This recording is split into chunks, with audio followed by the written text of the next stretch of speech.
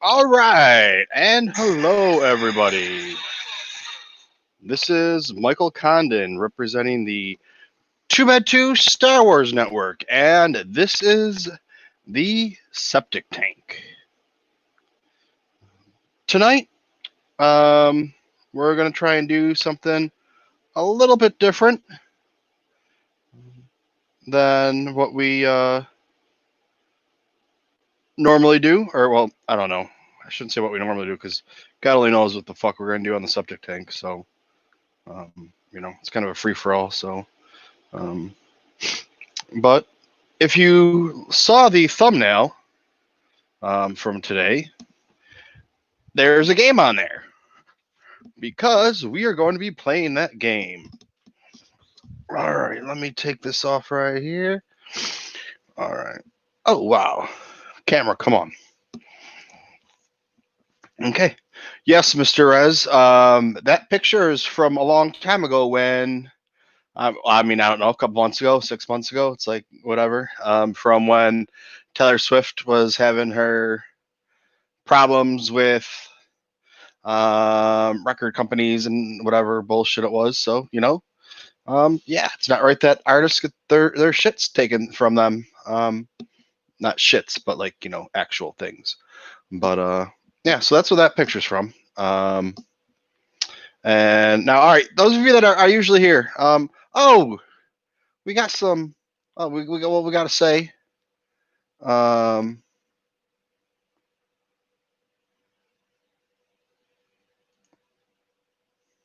Mr. Rez, he stands with Taylor too. And then we have Jay here. And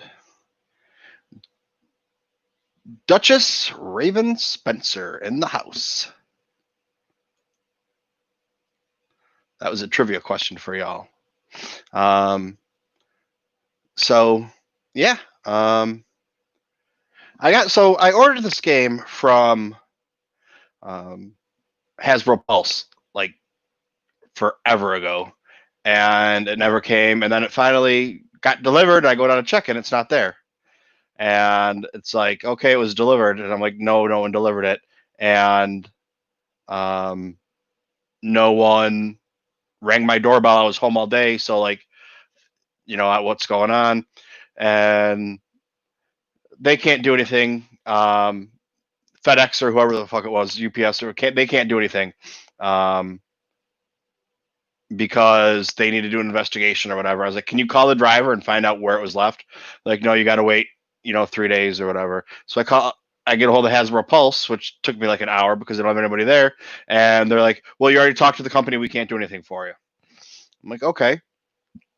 So I wait my 3 days and I get a hold of UPS or FedEx, and they're like, oh, well, the driver said it was delivered. I was like, okay, but where was it delivered? Because they're like, on the side door. I was like, I don't have a side door. I have stairs that go to my basement, but there's no way they could have left it there because it was last Friday and it had rained Friday during the day a little bit. And the way that the stairs are, they're out of the sun. They stay wet all the time whenever it rains. Plus, my air conditioner's right above it. It links what I was like, so he would have had to walk through a puddle to get to it. I was like, so he didn't leave it down there. So I'm on the phone like with this person for like an hour, and they're finally like, well, there's nothing we can do for you. And I'm like, okay, fine. I was like, but it was never delivered. So I call Hasbro Pulse, and Hasbro Pulse is like, well, we need to contact the company and see what's going to go on or whatever. An hour later, this box is at my house. So it wasn't like it got delivered to the wrong house and a neighbor had it for 4 days before they decided to bring it back at that exact time. The tickets all ripped off of it, everything too. So it's like, no, they messed up. It didn't get delivered. They found it somewhere in the back of the truck or, whatever the hell it was. And now I have it. So we need there we go. We got Jay saying it. What's in the box? So I don't know if you guys know this or not, but because to do like things like this, I used to have my camera on a clip that used to go on top of my laptop. But to do things like we're going to do, play the game and doing videos, that I'm going to be doing a lot more of like quick little videos of shit that I got. So like when I open it up throughout the next week, you'll see like better me going through them or whatever. I got a magic wand, not that kind of magic wand, a different kind of magic wand. Oh shit, what am I doing here? Just dropped my mouse. I actually got 2 of them in case I need a light. I have one with the light on it. So I have it on top going around, blah, blah, whatever. So it's just weird now. So now I can't even reach my keyboard. That's how far away it is. So like if I'm trying to read something, I got to go up like this. And then I got big head going on.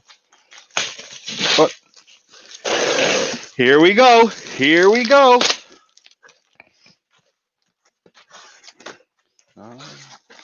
And a lot of people that said they were going to play, a couple of them aren't here. We're playing this game again tomorrow. We're doing it at 5 o'clock, so our friends from Australia. Our friends from the UK can play. Tomorrow we have, I'll give you a little sizzle. If you've been here before, you probably know, we have a Star Wars actor. Well, he's not just a Star Wars actor. He was just in a Disney movie that came out yesterday that I had never heard of, but it's a book or whatever. I can't think of the name of it right now, but he's going to be playing, and we're going to have our friend Johnny Orm playing, and then we have a few other people that I'm waiting for them to get back to me. But anyways, we're going to play no matter what. So here is the game that we have. Star Wars Escape from Death Star. I have a question about this. Oh, I didn't. How am I showing it to you guys? Can you see? Because before I used to show stuff like this, and now it's too far. So now I got to be like this. But it's cool because I get to sit back and chill. Mos Eisley Cantina. Got that little shirt right here. I have some. I have some other news too. But we'll talk about that later. Maybe, I don't know. So there's the game, and I don't know why is it called Escape from Death Star, not the Death Star. I mean, I don't know. It was. I always thought that it was like you'd always put like the Death Star into there. See, I don't like how this is because see, I can't. Yeah, Dale likes to park it. I call that's what I call it. Like if you put somebody on but you're not always there, you're parking it on the channel, but that doesn't mean you're going to be there. I do that a lot with Twitch because it's not hard to become an affiliate with Twitch, but it just takes a little bit of time. So it really doesn't have to do with numbers. I mean, it does, but yeah, whatever.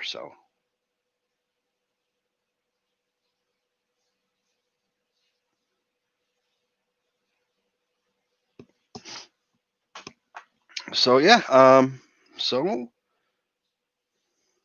and you can see over here, we have Luke Skywalker, Princess Leia, Han, Chewie, Darth Vader. I can't tell what that says. Stormtrooper, R2D2, and C3PO.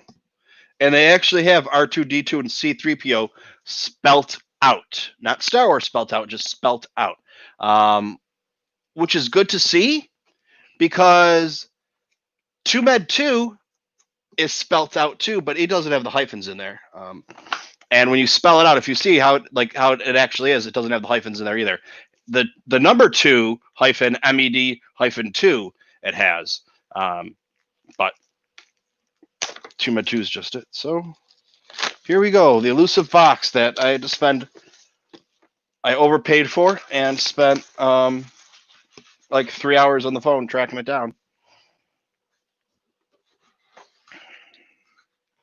Ooh.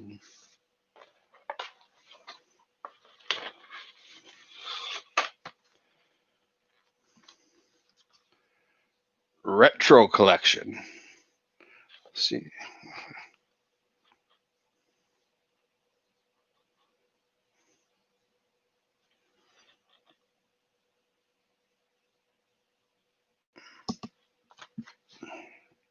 Grandmarf talking. All right. Oh wow, like this isn't put together at all or anything.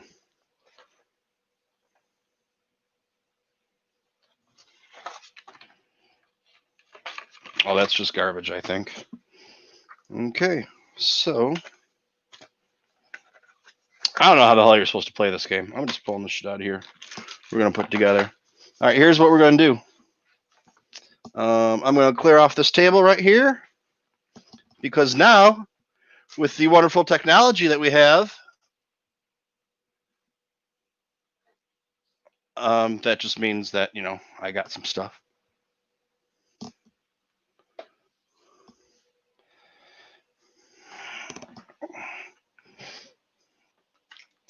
Now we just go like this. Boop. Boop. And you might say, what happened, Michael? What is going on?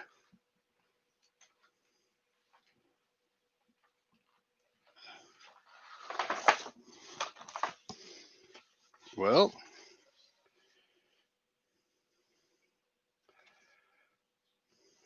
here we are. Not that.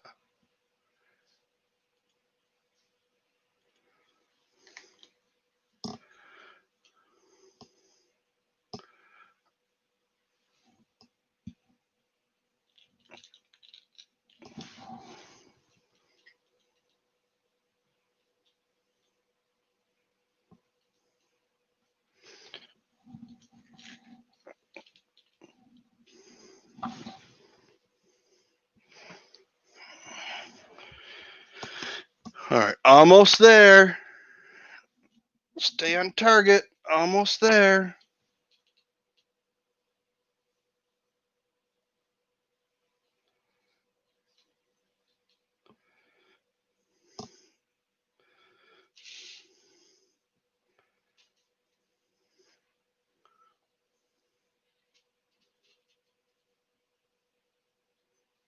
All right, we're going to see how that... I might not like that, though. I might, Oh, did you guys think I was going to have this all hooked up and ready to go before we start? Oh, silly you, silly you.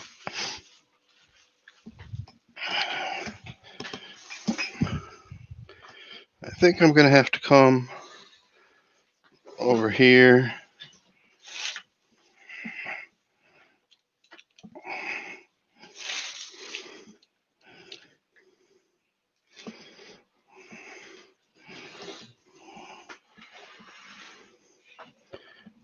Just trying to avoid some of this, but I guess it can't be helped.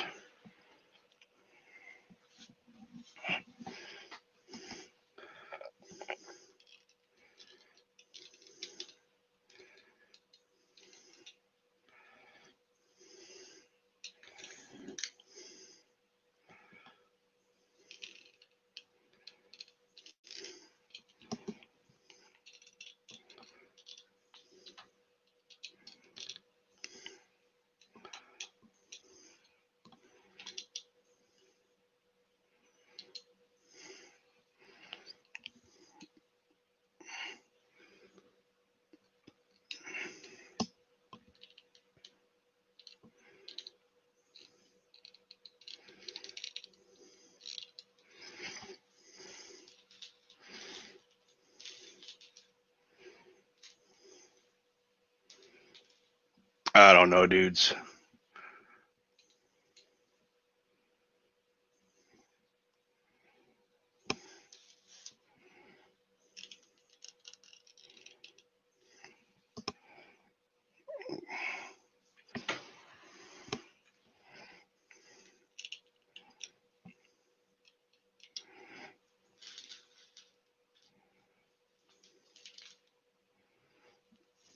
All right, I think that's going to be it.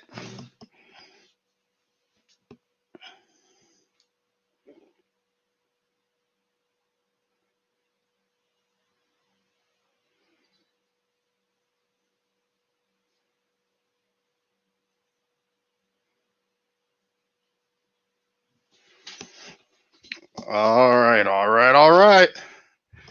Now I'll bring this over here and put this together.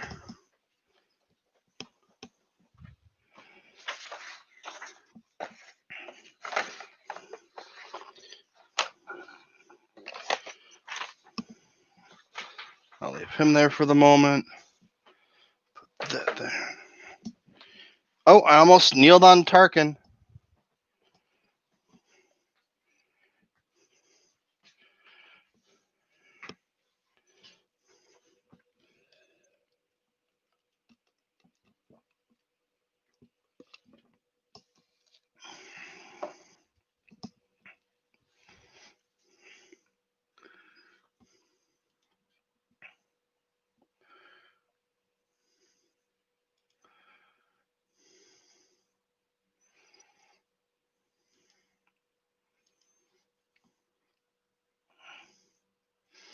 All right, and if there's anybody that wants to hop up in here,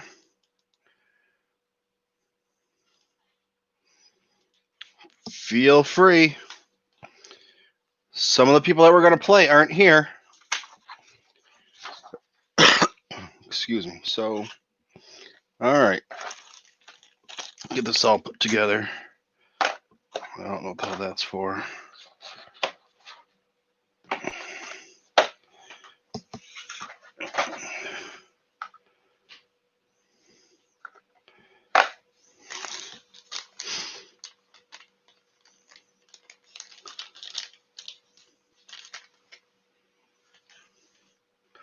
We got a couple more people hopping up in here. I can't see me, can I? Nope. They can't see you. They can only hear you. Talking about how much you love me and how great I am. You wish everyone was as awesome as me. Watch out for that door. I'm so startled by your words, I crashed into a wall. Shut up. What's happening, buddy?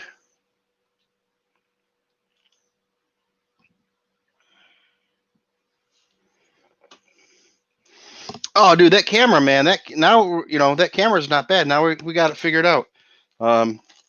You should have seen it. The first time I used it is when I recorded with Andy and Josh from Holo Chronicles. But no, because I recorded with them, I decided to get this because I was going over figures, and the other camera wasn't working, and yeah, So, all right. So what's going on? What do people want to talk about? We're going to be doing this again tomorrow, except this is going to be all set up, and I'm going to know exactly what to do with the camera now, or better, I guess.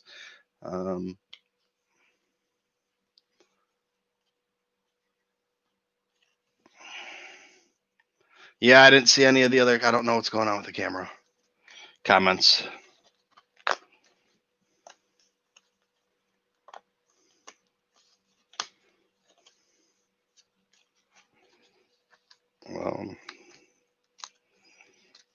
So we actually got some news coming out for Star Wars,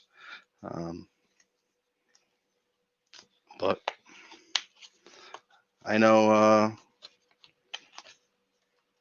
Kylo won't be here because he's in the hospital. He's had a couple surgeries the last couple of days. Christina was supposed to be here.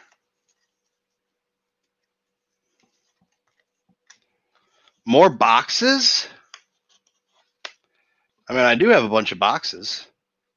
And I do have a piece of the Sarlacc pit coming. But I think Mr. Rez knew that one.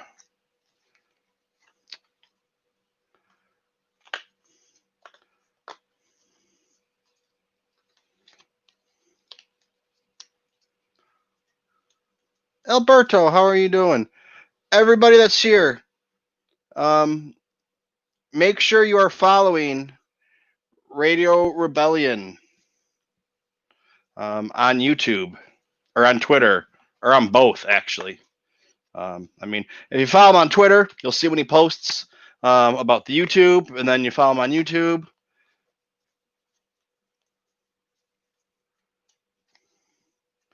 Wait, I'm getting part of the Sarlacc pit because I'm a collector of Funko Pops? That doesn't even make sense, Mr. Ez. You must be drunk. Those two don't even correlate with each other. But yeah, I'm getting a little piece of the Sarlacc pit. And then, because I'm a nerd, I'll get a little plaque made, maybe with a little ledge on it.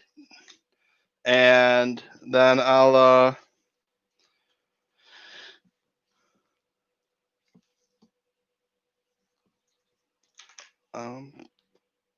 get that on there. I'll be like, I don't know what the hell I'm going to do. But all I know is I was like, well, it's for a good cause. And if I was a Funko collector, I would have jumped on those Funkos that were for sale today. Because those were good prices.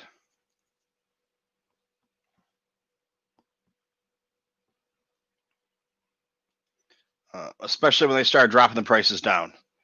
So All right. Anybody know how to play this game?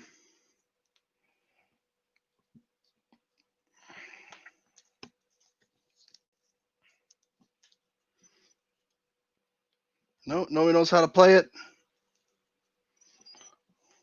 Mr. Ez, don't make me ban you from here. I mean, it's a free-for-all, but still.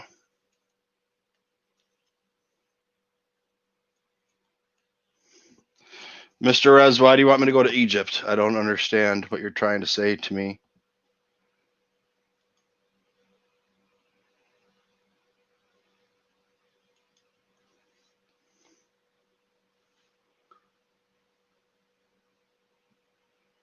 Oh.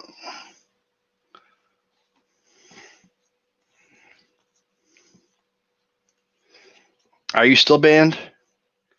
Mr. Rez, you are unbanned. You are no longer banned from the TooMedToo's Star Wars network. How's that for you?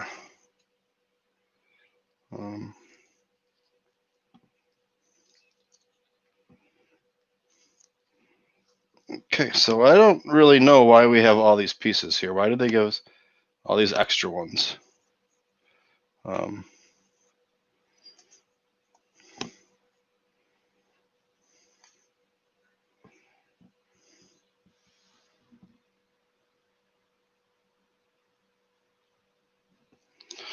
Well, you know what, Jay?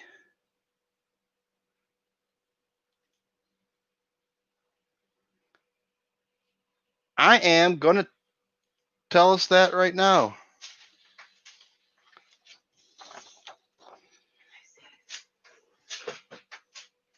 The object of the game is to be the first player to reach the rebel base after escaping from the trash compactor.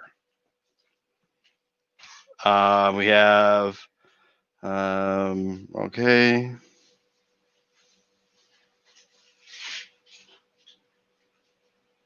Gameplay, 2, 3, or 4 players. So where are my players? People that were supposed to be playing aren't here. So I didn't know who's going to play.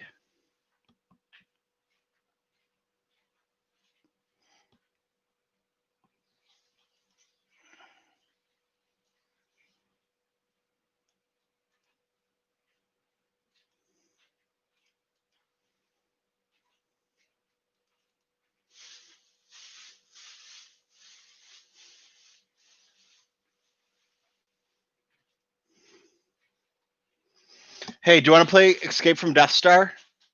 Me? Yeah, you don't have to go on camera. You can just sit behind me. I cannot right now. You lie like a dog. But maybe some other time. I didn't say never. I said right this second. You don't even have to be on camera, people. You can just come on and put whatever picture you want up there. You stay on the side and we play. Do you have to know things about Star Wars? No. Each player selects a color and places their 2 tokens, Leia, Luke, and Han, Chewbacca. Oh, so okay. On the trash compactor, each player spins. Highest number goes first. Play moves to the left.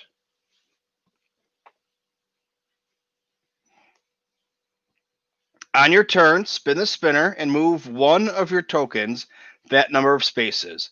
A move may not be split between tokens and must follow the lines connecting the spot. Okay. All right. Everybody got it so far?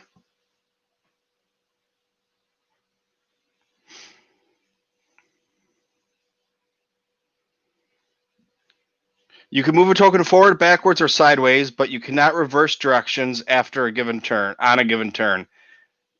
Example, if you spin a 3, you can't move forward 3, then back 1 in order to land on a desired space. The white spots and yellow Death Star coordinate spots, DS1, DS2, etc., have no consequences, so just end your turn if you land on those spaces.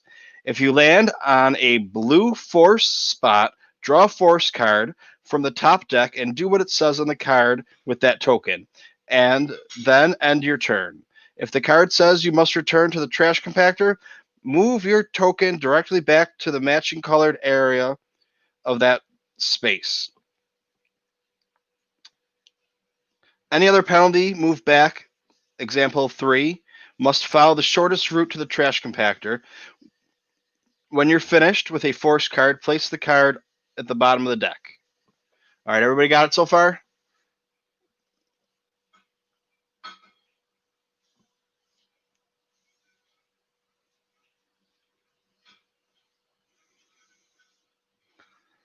I like being the race car or the puppy.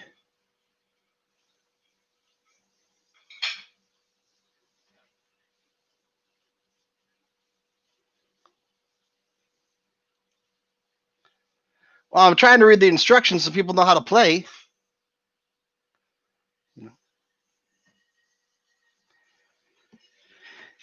If you draw an escape from detention block force card, keep it until needed. If you draw a go to detention block force card, go directly there. You can get out on your next turn by playing the escape from detention block force card if you have one, then spin and move as normal. Or by spinning a 3, use the spin to move. Oh, okay. I mean, that would make sense. If you spin a 3, you got to spin. What the fuck? All right. If you haven't spun a 3 after 3 turns, you may leave the detention block on your next turn using that spin, but you must give a $5 super chat. I don't even know what that means. More than one token can share a space unless they feature the same character. For example, if you move your Han Chewbacca token to a space already occupied by another player's Han Chewbacca token, you must send their token back to the trash compactor. However, this rule does not apply to the detention block or Millennium Falcon spaces.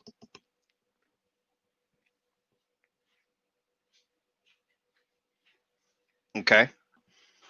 Everybody got it so far?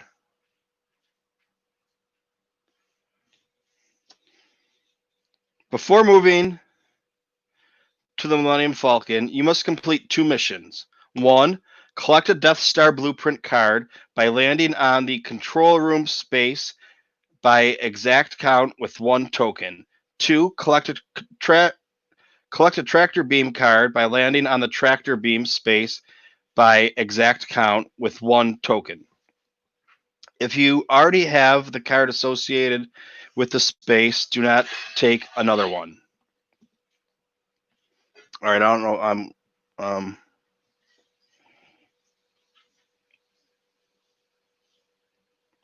All right, so, all right, I got it so far, I think, except for this blueprint stuff. But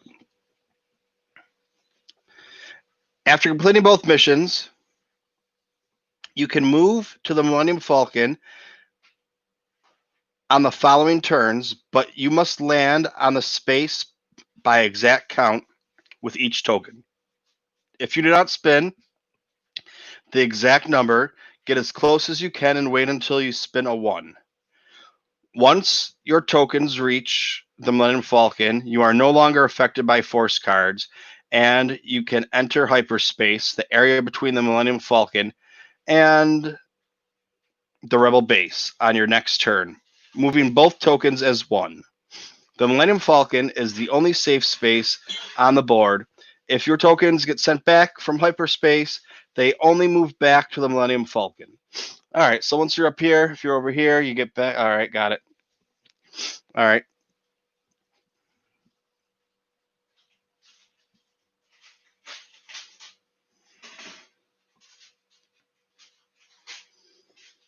The Millennium Falcon is the only safe space on the board. If your tokens get sent from hyperspace, they only move back. I just read that. You may enter hyperspace at any one of the 3 main points. You may move directly forward or diagonal, not backwards or sideways if you land on the TIE fighter. You must engage in a dogfight. Dogfights! Spin to see if you win or lose. Inner band of spinner. If you lose, move both tokens back to the Millennium Falcon. If you win, move both tokens 1 space forward or diagonally. First player to arrive at the Rebel base by exact count or by winning the last dogfight wins.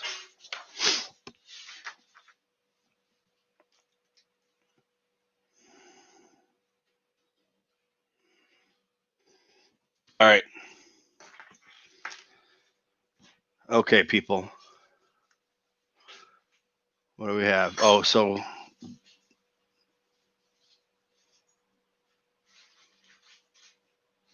Alberto left.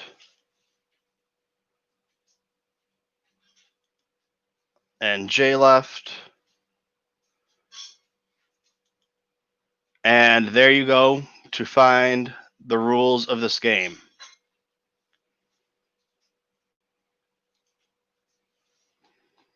All right, who's going to play? All right, fine. You don't have to come on to play. You can play just from the chat. Mr. Rez doesn't have his hair did, so he won't come up on here.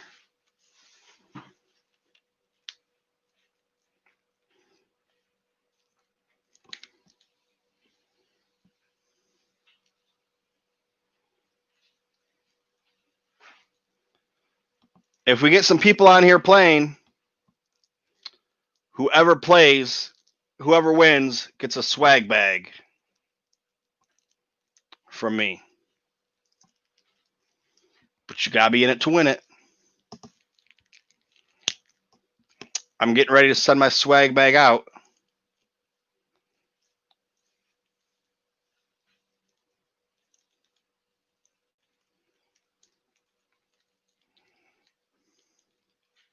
Because the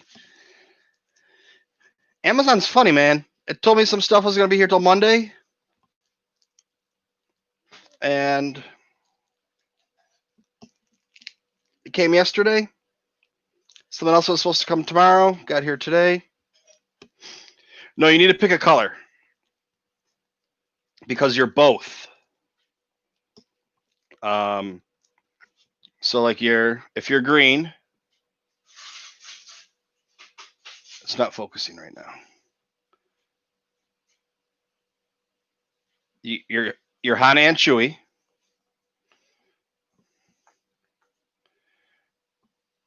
And you're Luke and Leia.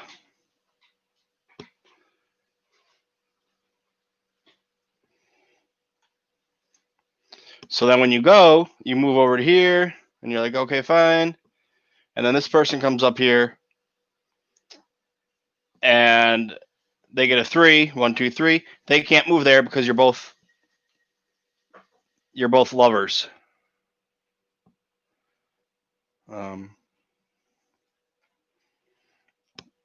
But if you were like here, then you can move like that. So,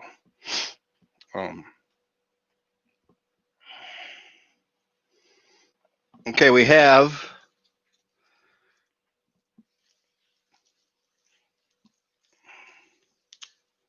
green.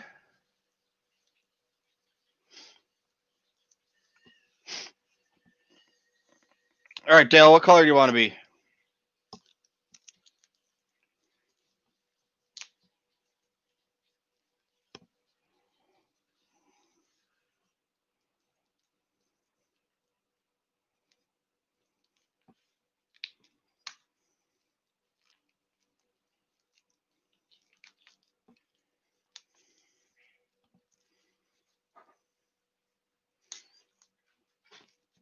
Dale, what color are you?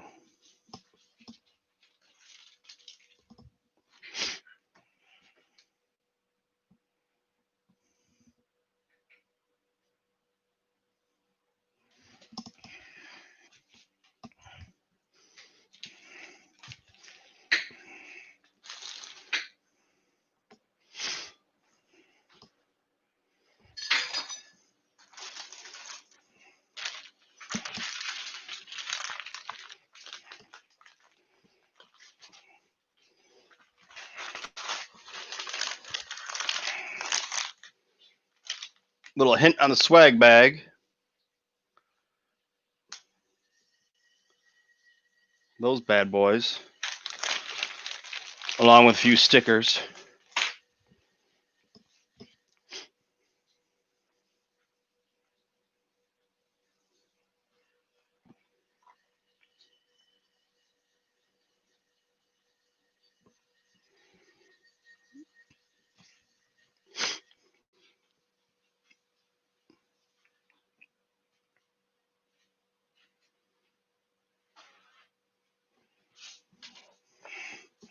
Oh, Kilo's here. Kylo.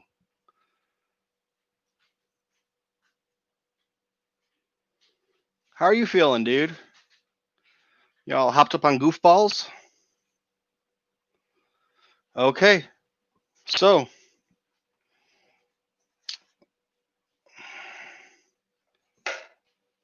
D got a 2. Dale got a 2. D got a 3. Dale got a 3. D got a 2. Dale got a... That's right on the line, dude. I'll put that over here so you can see. That's right on the line. That's going straight down. I got to roll him again. Spin him again. A 3. Did you get a 2 last time? Yeah, all right. So Dale's first.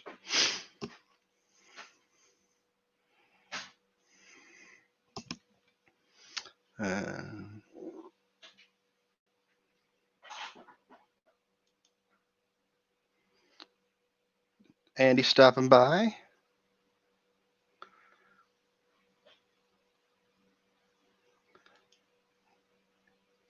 And Guy Kylo stopping by. Girl Kylo's MIA. She really was happy she was going to be here, but, you know, life happens.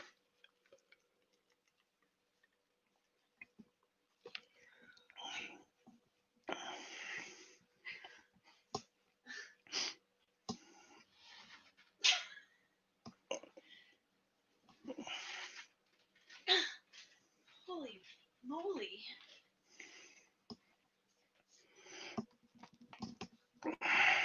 I listened up. I know you loosened it for me. Thanks. Speaking of loosening things.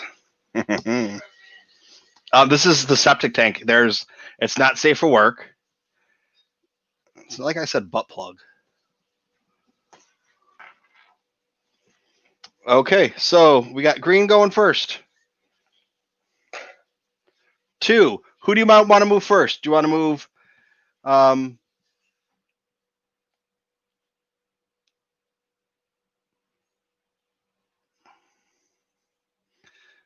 Do you want to move boyfriend and girlfriend or boyfriend and boyfriend?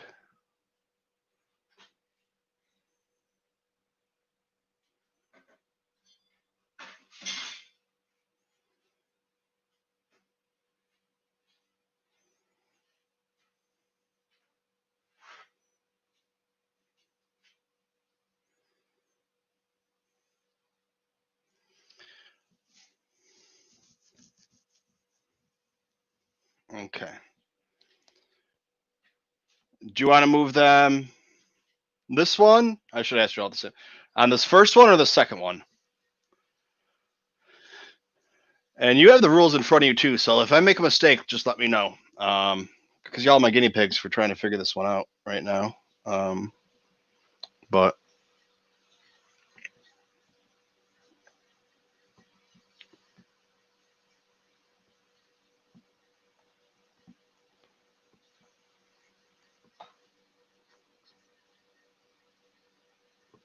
we're gonna second one. Okay, I was gonna move on to first one, but 1, 2. What's the blue one? Does that mean you got to pick a card?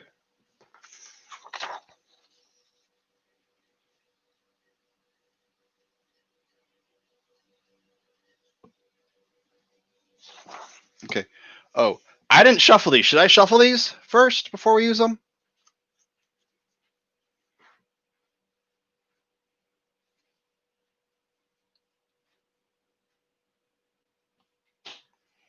I'm gonna shuffle these real quick, just so.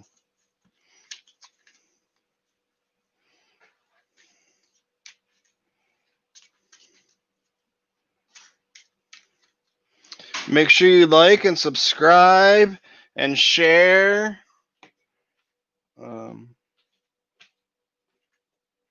Okay. Blast a barrier. Move ahead 2 spaces.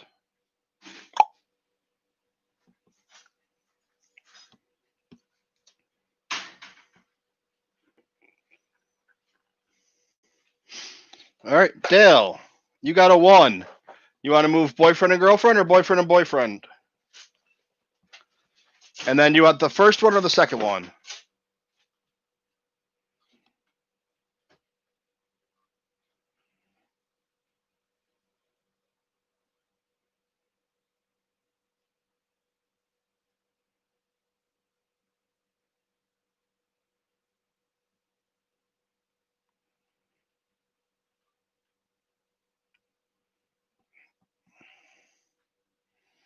Okay, Dale, you can either move this space or this space.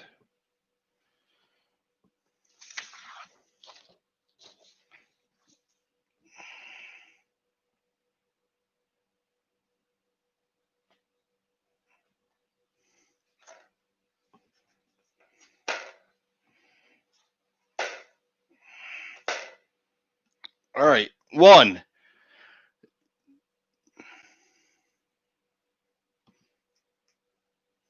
Oh, hang on. Blast a barrier with your blaster. Move ahead 2 spaces.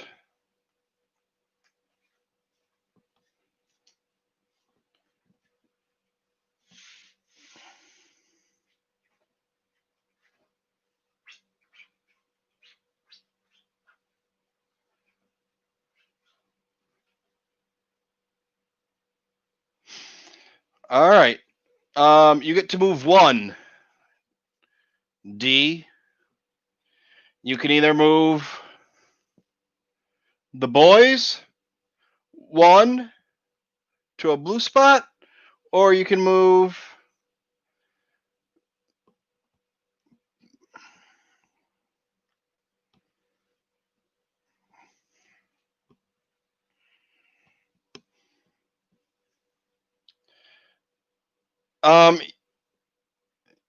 yeah, since you're here, you can go left or right or whatever you want to do.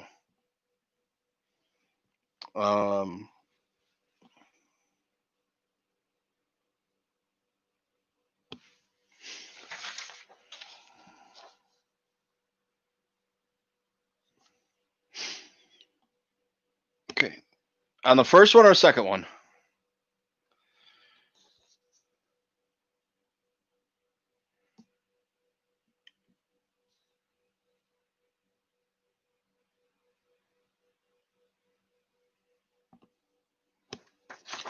All right. So all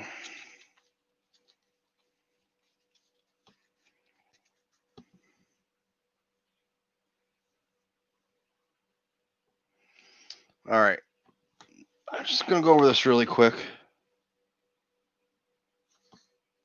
Death Star Blueprint card. I don't think they gave me a Death Star Blueprint card.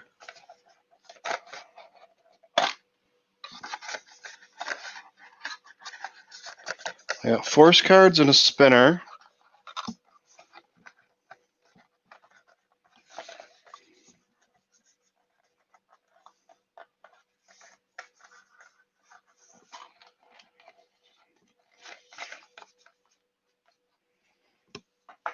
Yeah, Dale, you were here. You were on this one, and you drew a card, and it moved you up 2 spaces to there.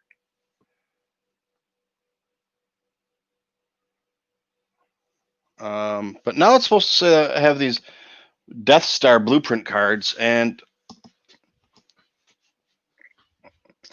I didn't see those in the box. Unless I'm missing something here.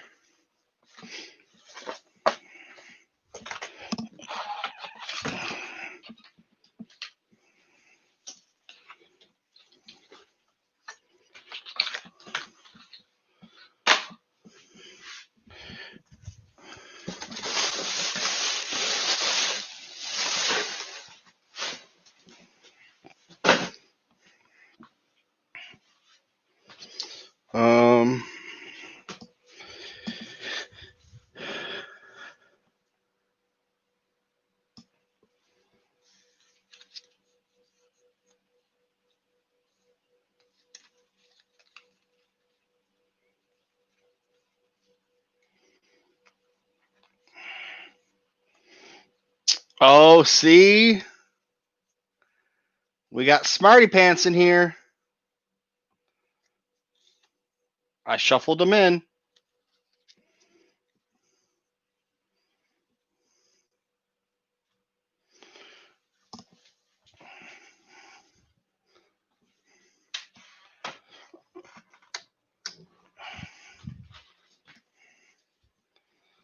All right.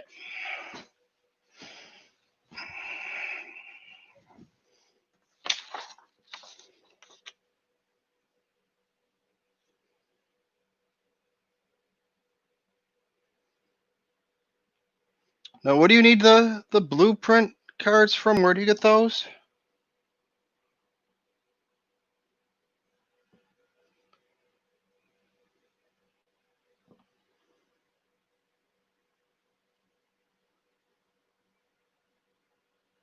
Of course, Dale's making coffee.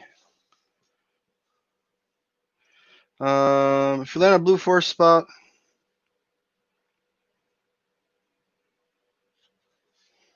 before moving to the Millennium Falcon, you must complete 2 missions. 1, collect a Death Star blueprint card by landing on the control room space by exact count.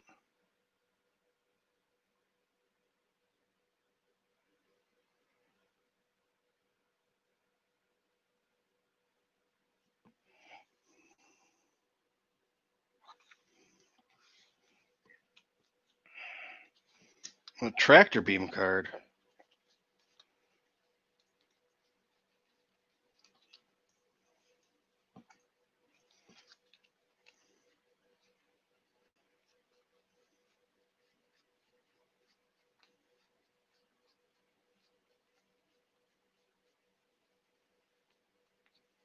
I found those ones myself. Son of a bitch. I'm getting good at this game.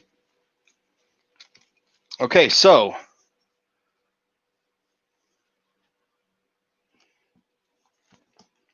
these are your blueprint, Death Star blueprint card. This is your tractor beam card. So you need to land exactly on the tractor beam and exactly on the control room.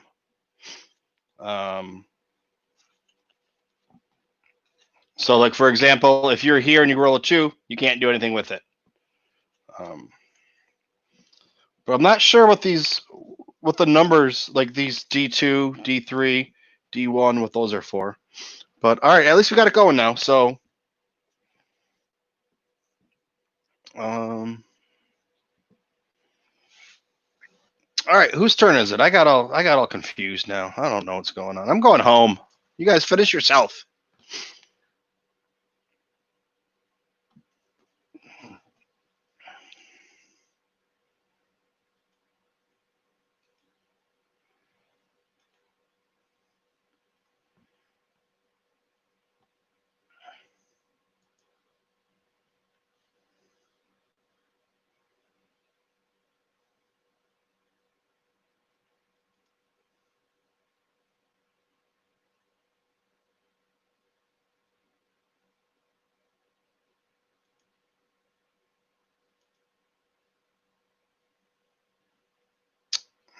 Oh, there it is.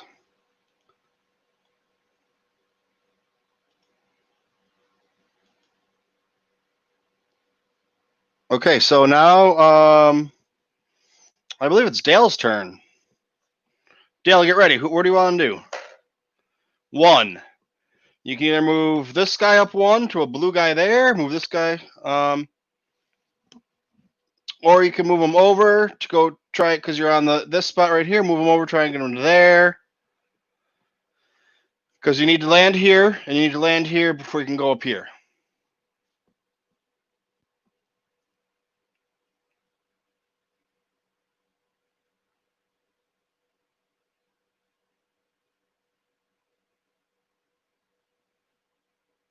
But I don't know if Dale's here right now. Dale might be making coffee.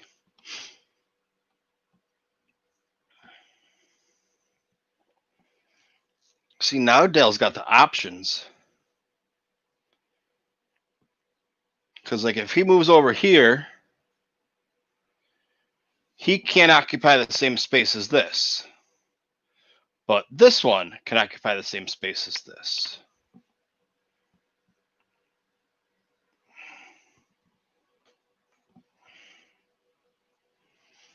Move Luke and Leia to Death Star DS2 coordinate. You're up. Boom, right there, dude. Big jump for you, man.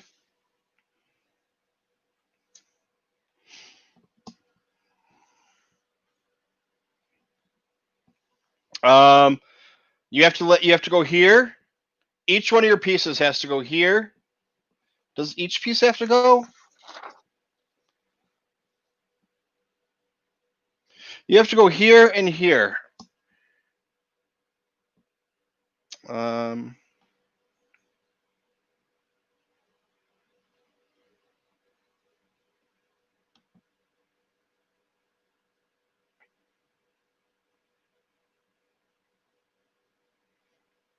No, I guess you just need to go here and here, but you can use either one of your pieces to do it. If I'm wrong, Dee will tell us because she's better at instructions than me. I look at this and it's like in a foreign language because it's like instructions. What are those?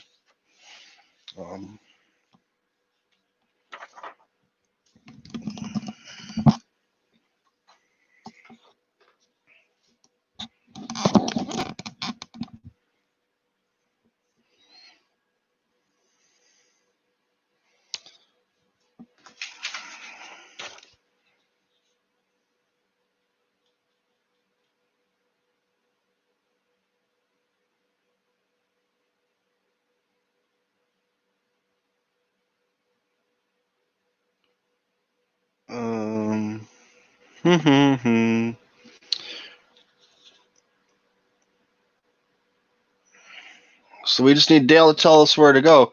I mean, so I don't want to tell you what to do, Dale, but you don't have to tell me which one you want to move yet. Oh, it's not your turn. It's D Raven's turn. D, you got a 3. 1, 2, 3 to a blue guy, or 1, 2, 3 to a regular space to share with your friends.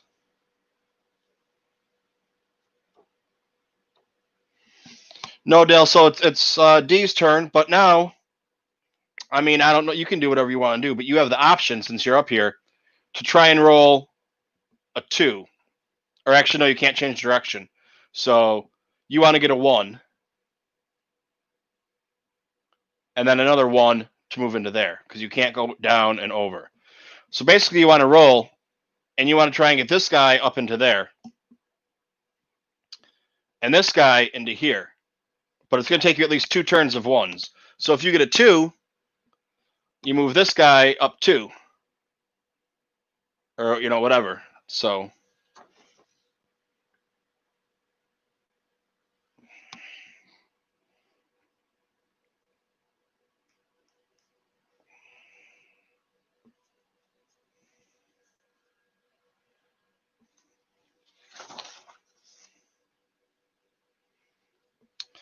move Luke and Leia to Death Star 3 coordinate, which is give you a little jump right there.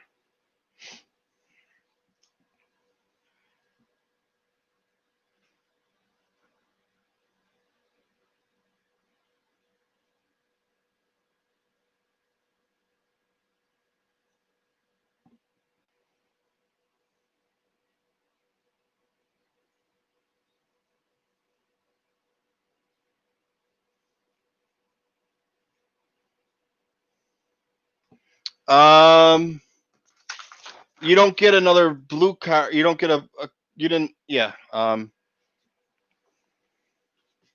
It's Dale's turn.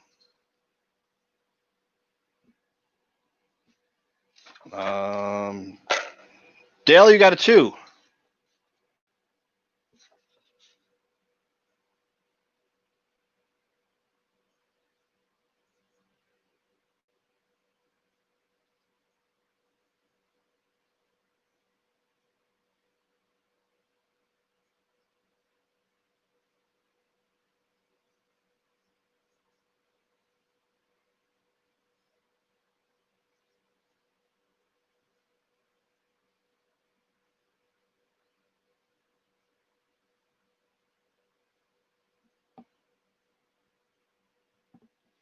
I'm going to guess, Dale, you want to move into here and get your tractor beam card, but, you know,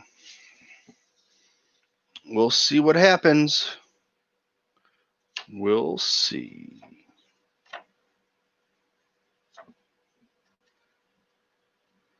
I mean, I think you can turn. It says you can't.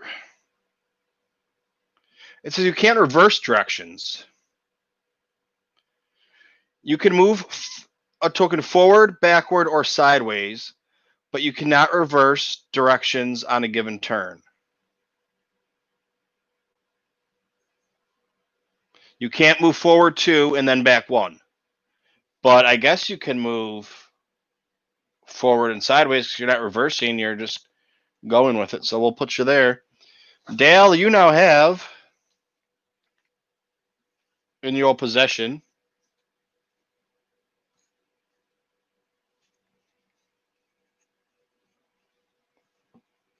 a tractor beam card.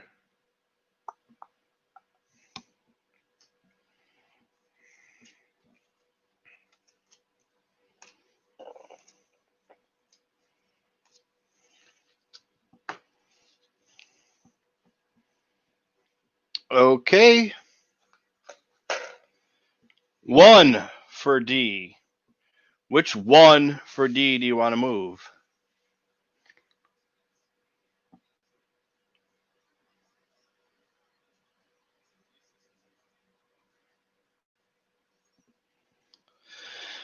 Huh. Well, let's see.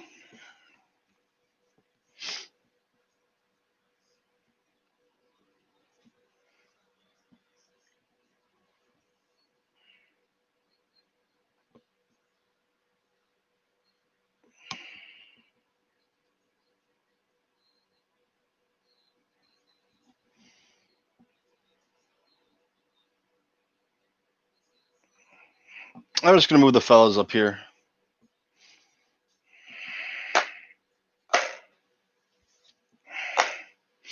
Two. Dale, you got a 2. You got to let me know who you want to move.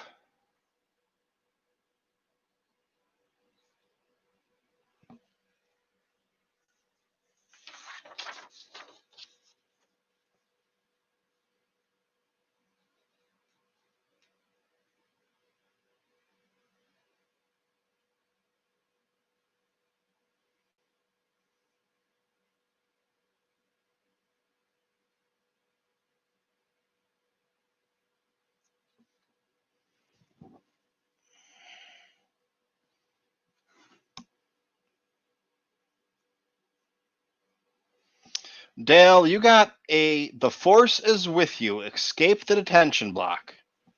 So you're going to keep that right there so that when you get in the detention block, you have a card to use.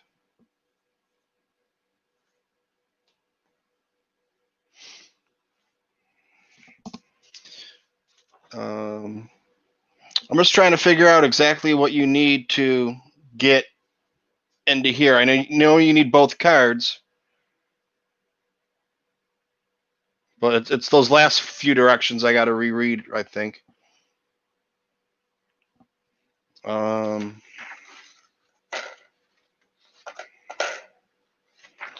2. I'm going to guess you want to move in there.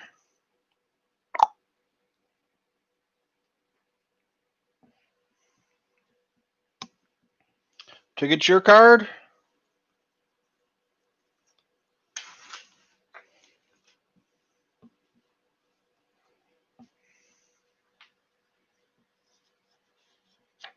Is that what we're going to do?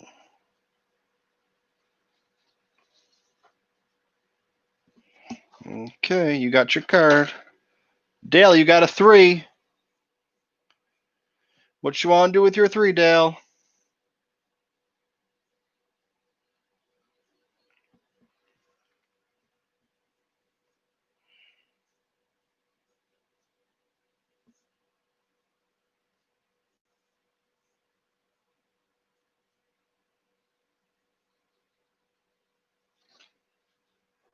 You can occupy the same space if it's one of these guys. One of these you can't occupy with And anyways, you'd be able to because you can't occupy. So Luke and Leia can't occupy with Luke and Leia, but Luke and Leia can occupy with Han and Chewie.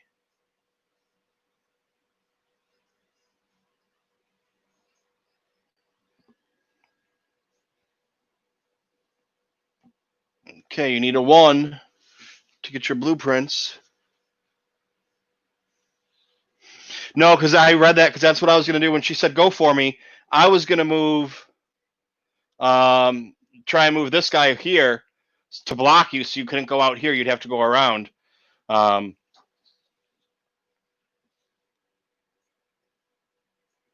then if you got 2, you'd be able to do it anyway. So that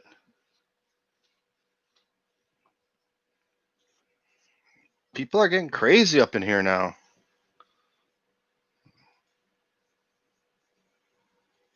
Dale's trying to start a fight.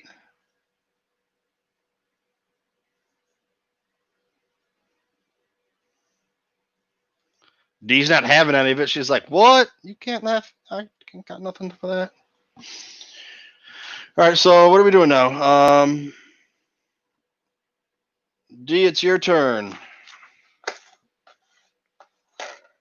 You got a 3.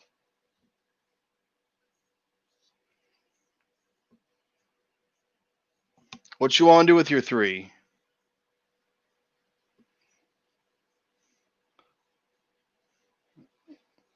1, 2, 3. 1, 2, 3. You got your guys right here. You got the couple right here.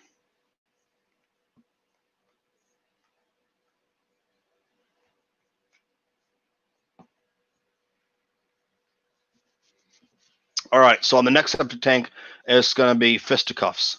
What we need to do is we need to get the Patreon up to about $1,000 a month. And then I can fly both Dale and Dee after a couple months, fly them to New York. And we'll go down to Prospect Park, a couple blocks away, and we can have a no holds barred fight for them.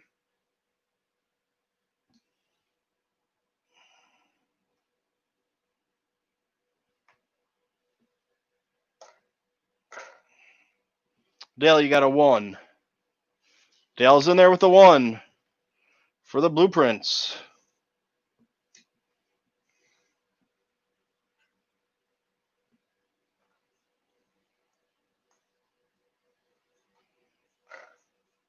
You got a 1.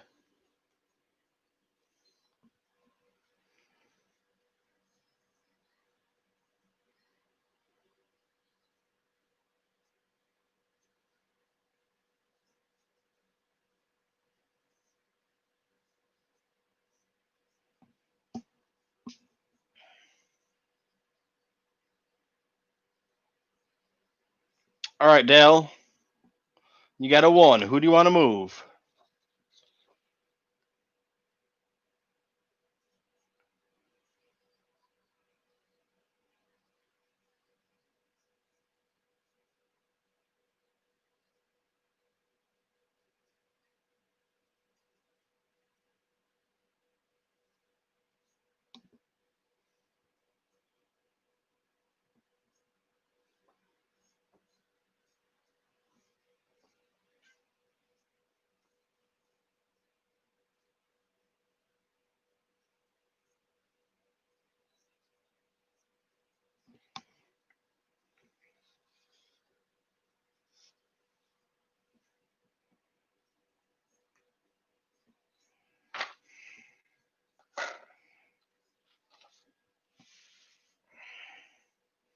All right, you got a 3. D.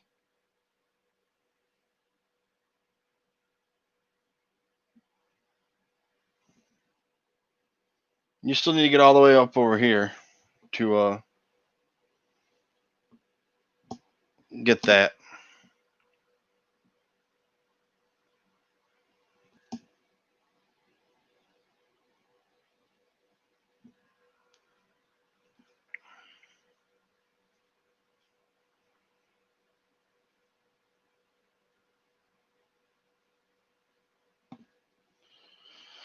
All right, D, who you want to move? Who do you want to move?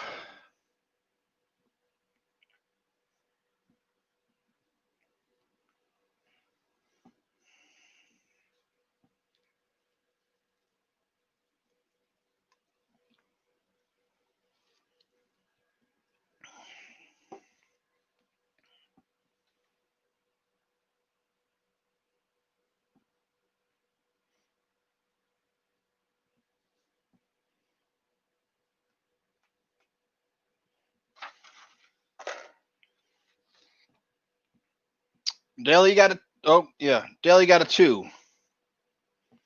What you want to do with your 2?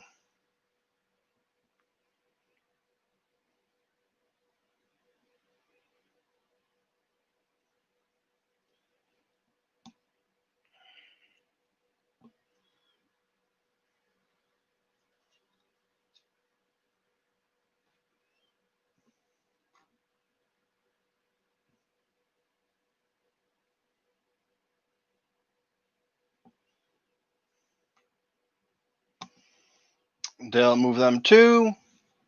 Move Luke and Leia and Han and Chewie to Death Star coordinate DS5.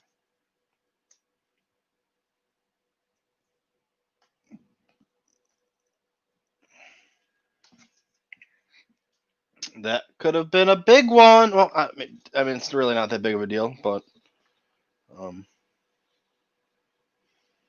know.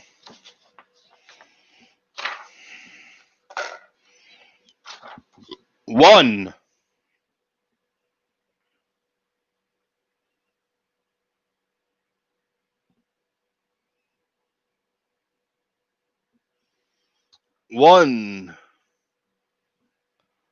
I mean, you were here. I mean, you only. It's like. I mean, yeah, it is like 2 or 3 spins for each one of them, but.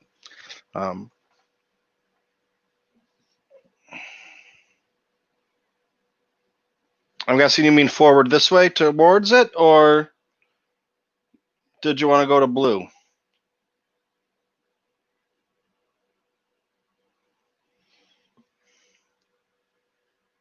I'm gonna guess that's what you meant. If not, let me know, and we'll go back and change it. All right, Dale, you got a 1.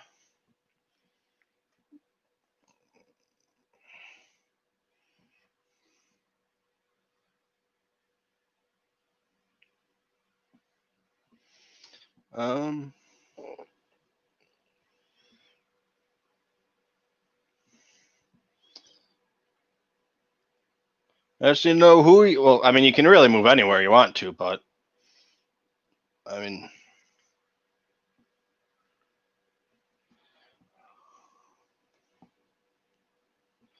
I'm gonna put you there. I just need to know. Dale, I moved you the 1 spot. I just need to know who you want to move there. I moved Luke and Leia, or do you want to move Chewie and Han? D, you got a 1. I'm gonna move that there for now because, you know, you got a 1, Dale. You want to move this guy to the blue, or do you want to be on the same spot?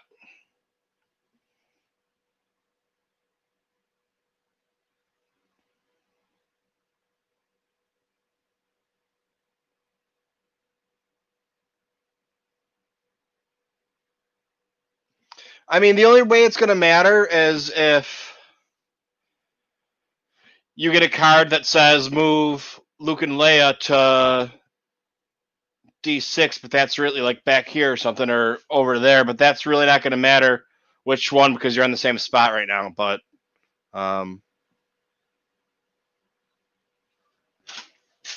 you know, I don't want to have any fisticuffs. I already got to fly you, get my Patreon to $1,000 a month, and then fly you guys here so you can fight in Prospect Park. So after 6 months, that's going to be what? That's going to be Christmas.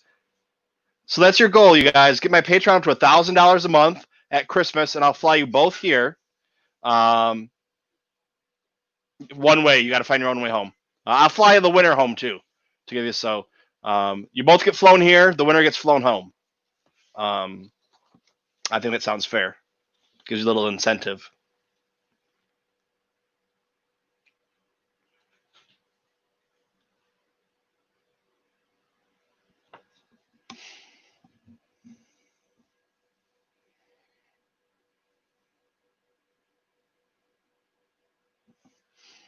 All right, so Dale, we're gonna move Leia, I guess, and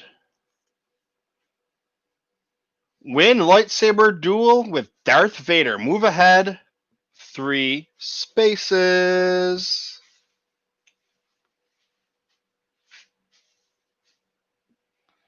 Well, Rez, if you were playing this game, all 3 of you would be flying out here for a 3-way death match. But you didn't want to play, so. All right, Dale. 1, 2. Where do you want that 3rd spot to be? There on the blue?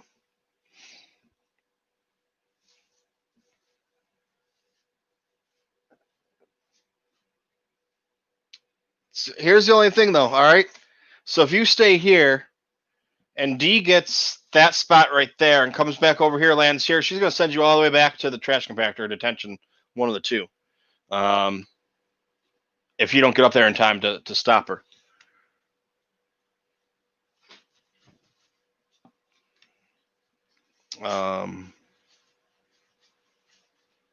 So, I mean, here, 1, 2. I mean, yeah, I don't know. I'm just gonna put you there. If you want to move somewhere else, just let me know.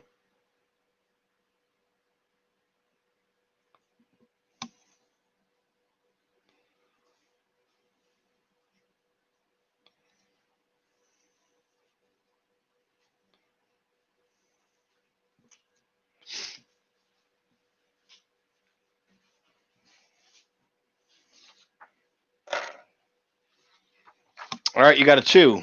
1, 2. Unless you want to go up here for the blue. You want to go over here? You want to go over here?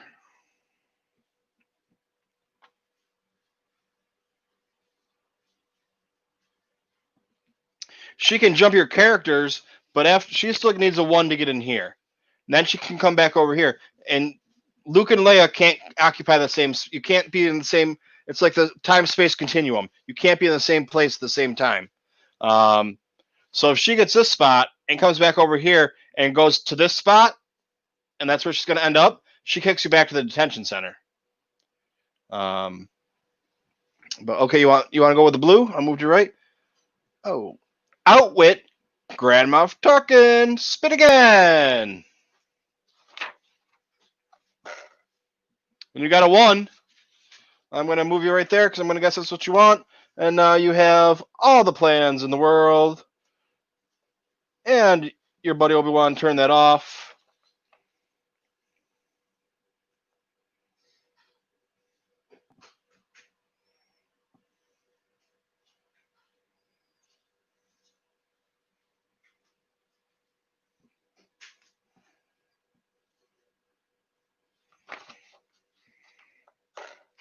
You got a 2.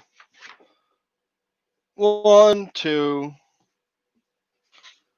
Win lightsaber duel with Darth Vader. Move ahead 3 spaces. 1, 2, 3.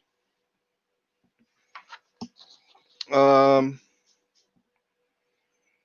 right.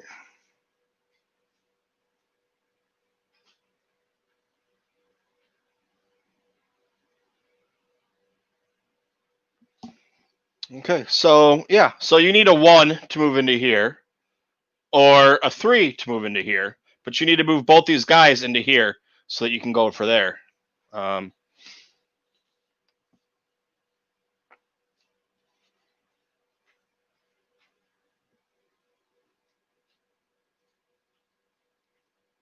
Yeah, she was here.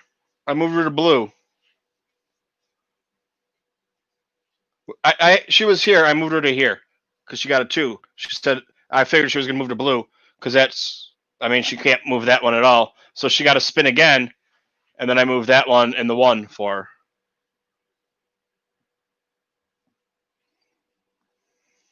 her.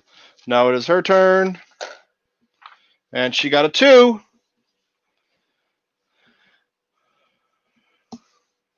Here's the question. You want to move 2 to there?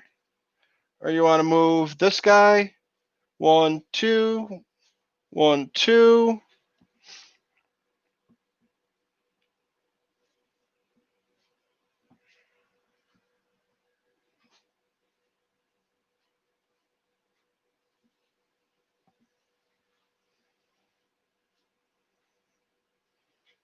I mean, 2 is going to put you there. You need a 1 to get in.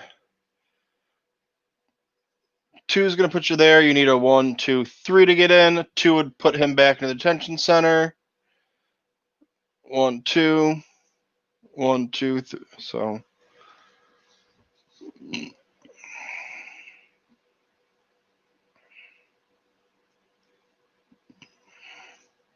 Okay, do you want to move here? Or do you want to move here?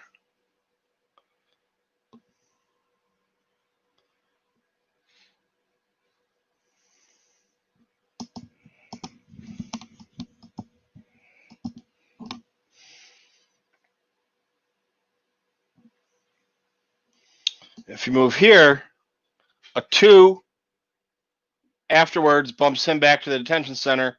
But if he gets a 1, he moves into there. Or you can go up here hoping you get a 1 and then get another blue 1, and we'll see where that moves you to. But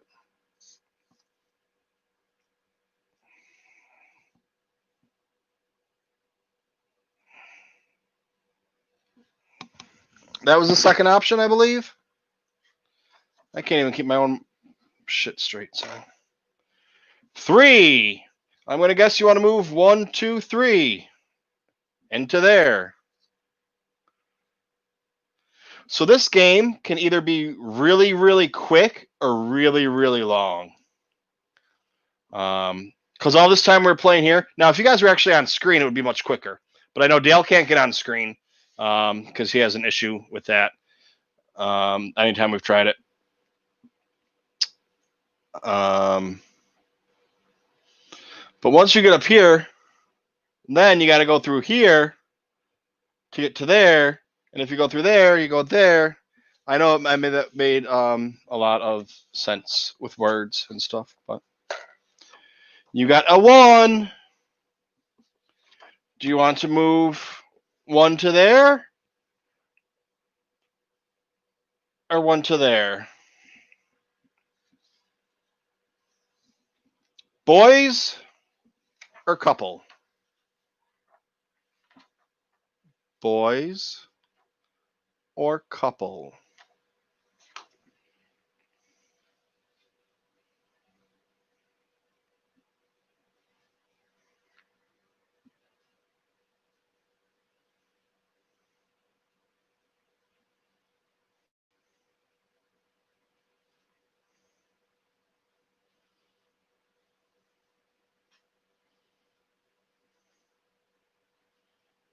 I gotta give me a second here. I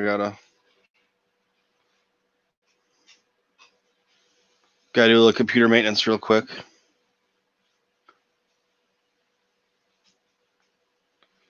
I started slowing down a bit.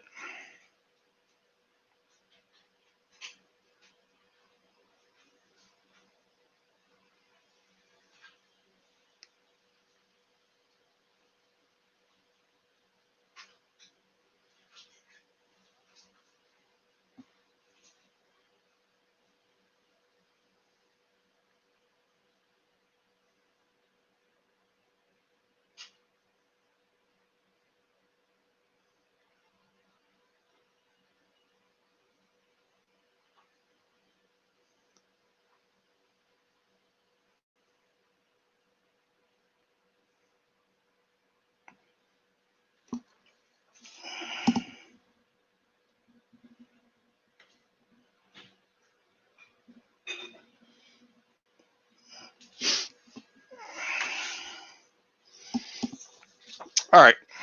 Yeah, my RAM gets a little bit high sometimes, and I need to relieve it.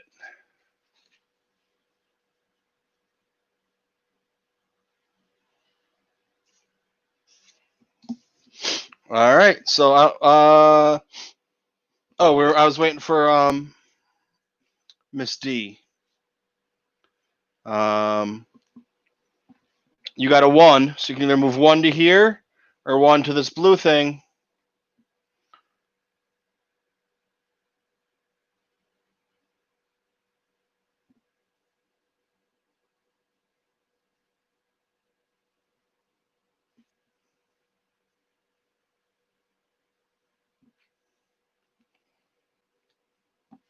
I mean, I would say move to the blue here, but then again, it could send you back here or over here. So, um,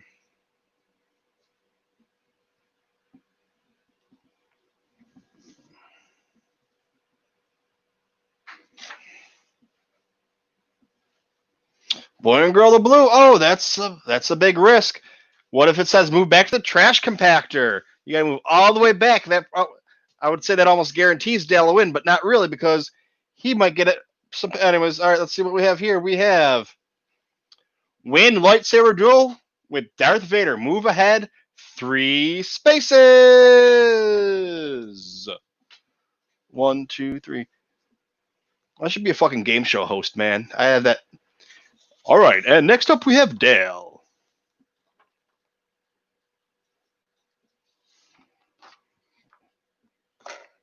Dale, you got a 2. Nothing you can do with that. D, you got a 1.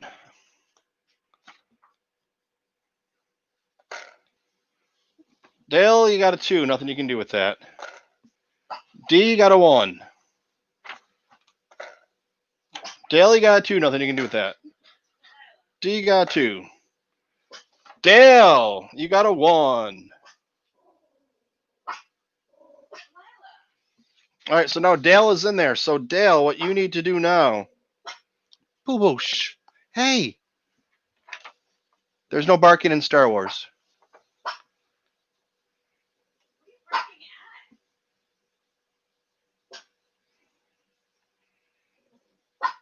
She's probably barking because she misses me. She hasn't seen me in like 10 minutes.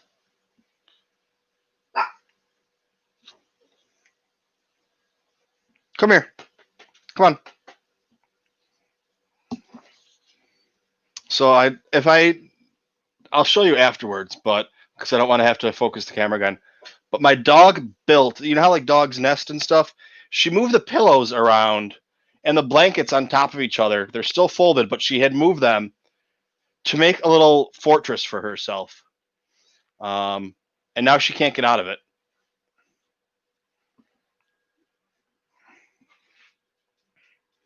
Okay, so for the Millennium Falcon, once your tokens reach the Millennium Falcon, they are no longer affected by force cards.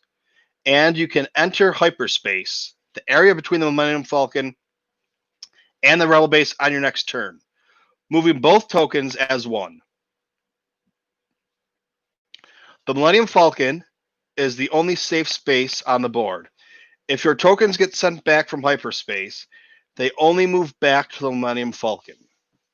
You may enter hyperspace at any of the 3. Okay. Oh, see, I thought if they got moved back, like they had to go back, but you just end up back at the Falcon. Okay, that's not going to make. I thought like this could be like a fucking Monopoly time game because all this whole time we've been playing, I thought you got sent back to here, but I was wrong. That's why we have the directions, and I'm a guy who reads directions all the time for everything. I never end up with extra pieces.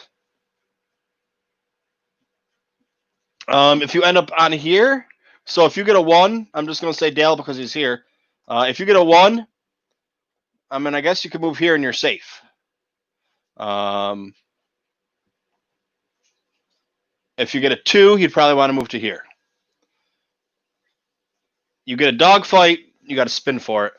This bad boy. You can see you either win or lose.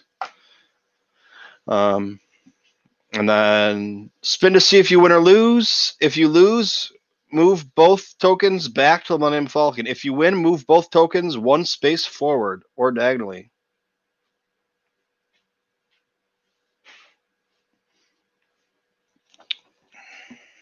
Wait a second.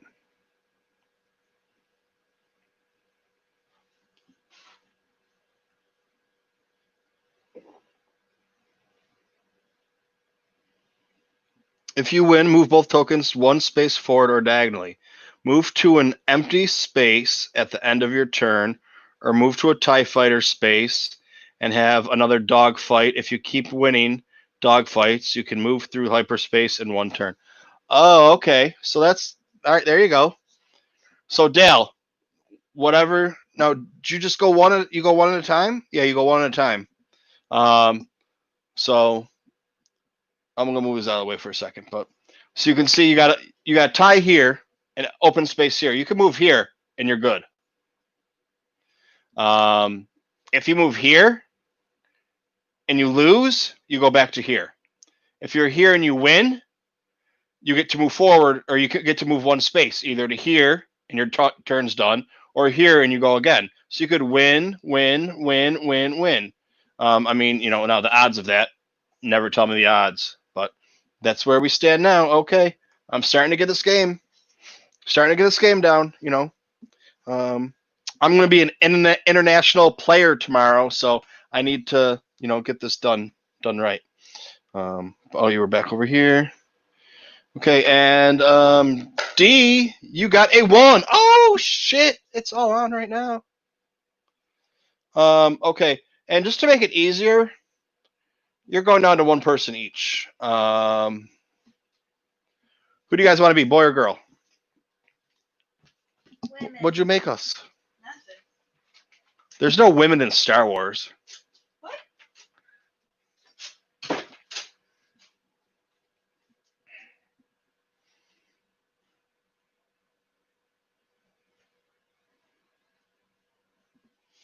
Okay, so somebody tell me who you want to be. Okay, and you were green, so put this mofo back here. All right, Dale, you want to be the boys, I'm going to guess. Because I think that's what you said earlier, but, whatever. So, all right, Dale. Dale, it's your turn. Where would you like to move? I don't need these silly rules anymore right now.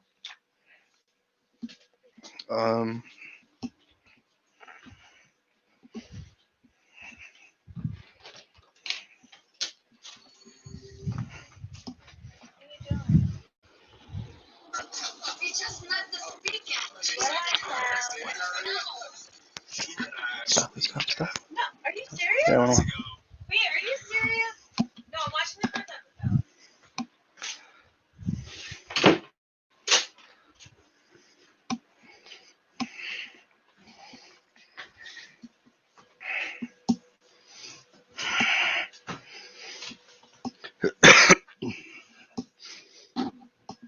Okay, dogfight in the middle.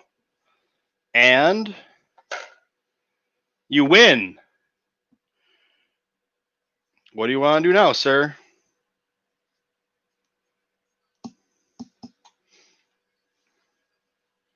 Would you like another dogfight? Or would you like to play it safe?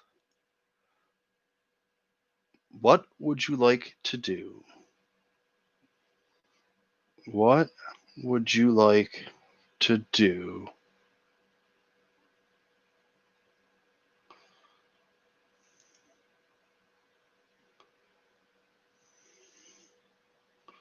Another dogfight, huh? Okay, I'm just going to move you there. Lose! Dale, you go back. D, what would you like to do?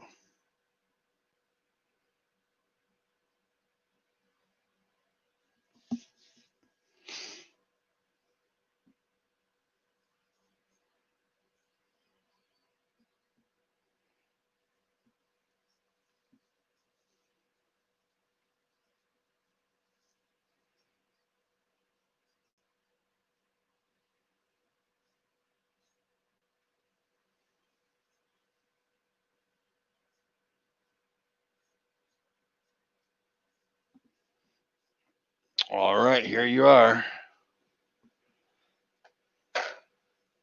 Winner! Are you going to go again?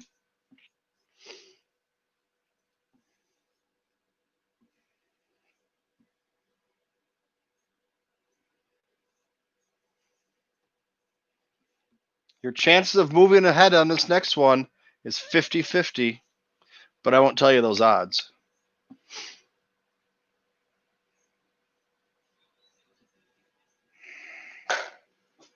Winner!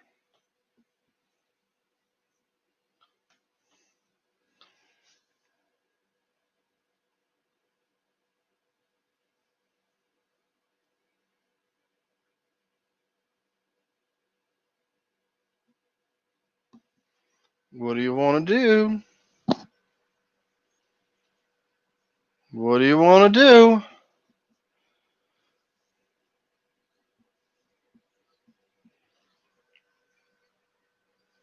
You want another fight?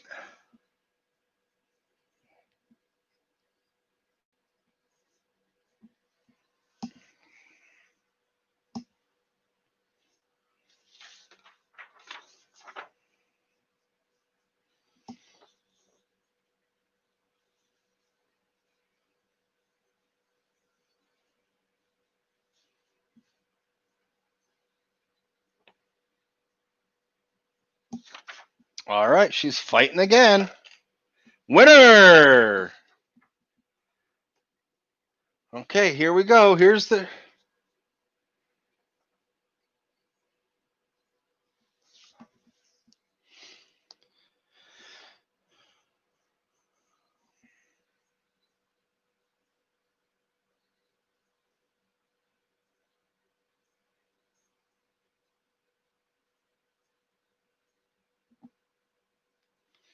What do you want to do? I'm not going to make your choice for you. I know what I would do, but I'm not telling you, I'm not telling you. I'm going to get a copyright strike. All right. Oh, let's see. You won. You won. You won. All right, so that means you move here. Right? How many fights did you fought, which puts you there. You fought, which puts you there. All right. So this is it.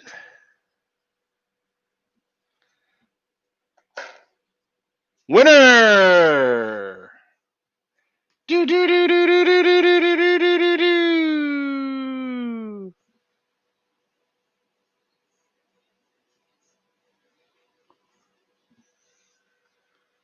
That's it. Yeah, because she goes there automatically. So she won. She won. That's 2. She won. That's 3. That's good, because you know what I would have done? I would have just gone here and been like, I win on my next one. Dale's got to run the table. What?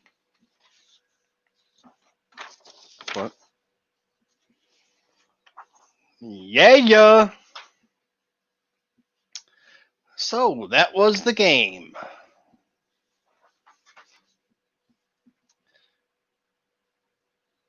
I'm going to show you guys really quick what Delilah did.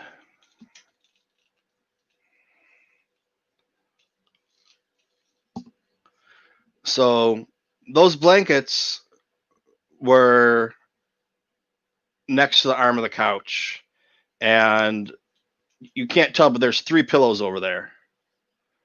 She's laying on one of them. She put the other one, moved the other one over to the side and over to the side, so she got a little fortress that she made for herself. Boo boo. There she is. And she was trying to get out of it before to come over here, but she couldn't, because if she would have jumped over it, she would have landed on the box. And she doesn't like to jump off the couch unless there's somebody at the door, knocking on the door or whatever. So, yeah. Yep. That's it. And the couch is a mess now. There's my DVD collection in a box, in a couple boxes, actually. There. Oh, that's that piece of wood right there. I don't know if I've shown you.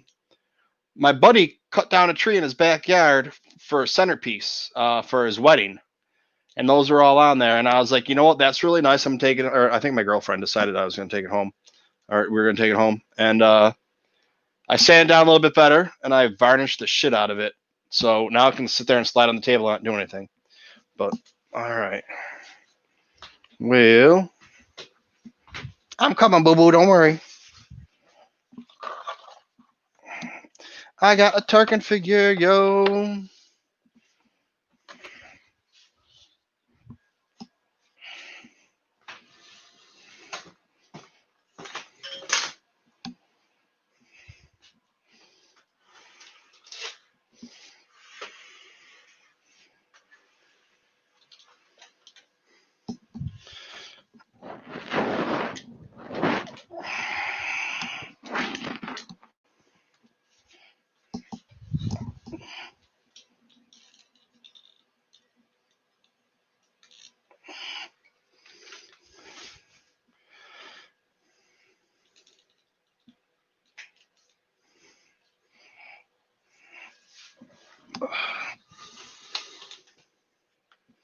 All right, so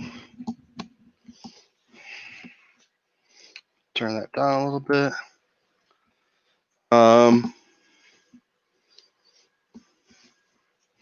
So the winner for this game is D. Raven Spencer.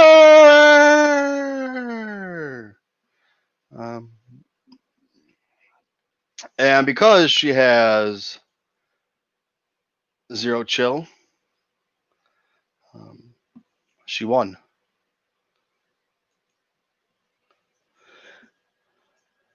Playback speed 1.5 per spell. I'm not sure what that is, but yeah.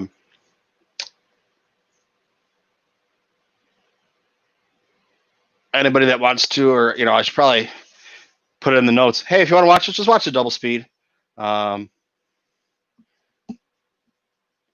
And Dale is not a sore loser.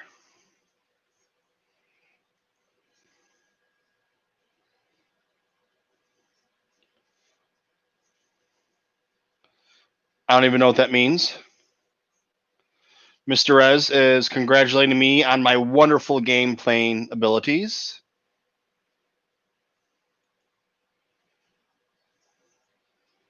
People are loving each other in here. So you never know what's going to happen in the septic tank. Usually people are yelling at each other and people are swearing and things are all going crazy and whatnot. And then,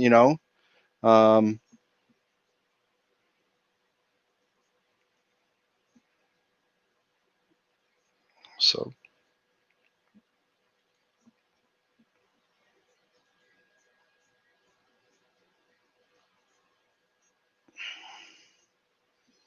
Yeah, see, man, you never know what's going to happen, dude. I wasn't going to get into odds or anything with you, but like not at odds like we were fighting, but come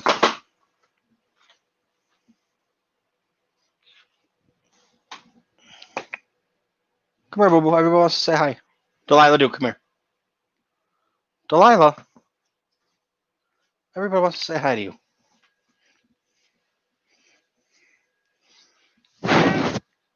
Hi, everybody. I want to say good game. Congratulations. It was a nice, fair fight. Just wait till tomorrow. Bye.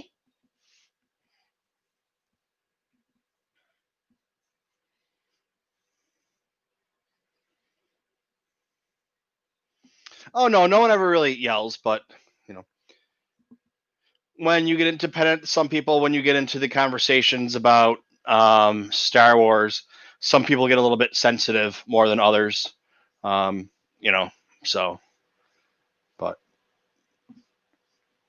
yeah, so there's a lot of Star Wars. Well, there's going to be a lot of Star Wars to talk about. We have a little bit that came up. We got the book coming out. But that doesn't come out until November, I think. From a certain point of view, Empire Strikes Back. But, I mean, even with the High Republic being, we're going to be talking about this on Monday, but even with the High Republic being postponed, you still have next. I don't know if it's next week or the following week. You have Alphabet Squadron 2, whatever. I don't know what the hell the name of that book is. You have that coming out. You have the Thrawn book, the Poe book. There's at least one or two more books coming out. We just got the Padme prequel book to talk about. That I'm waiting for Johnny Orm to get. He didn't get a copy of it yet because he said sometimes things take a little bit longer. Like he hasn't been able to get it in England yet. I mean, I'm sure he could get it, but it costs a hell of a lot more. But yeah, and then you have the Mandalorian, a Mandalorian book coming out, like a visual dictionary or guide or art book or something like that. And then you have another one coming out a few months after that, maybe when season 2 starts or when season 2 ends. Or maybe one's an art, one's a dictionary. I don't know. Well, you know what I can do while we're talking about it? I can look right here and tell you.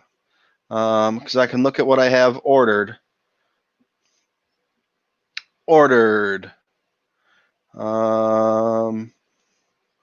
Open orders. Okay, that's the Mandalorian Pop. That's some shorts.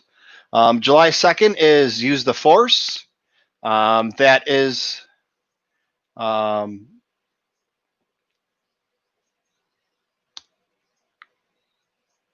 that's a little sizzle right there. I'll tell you about if you already know what's going on. I've been paying attention.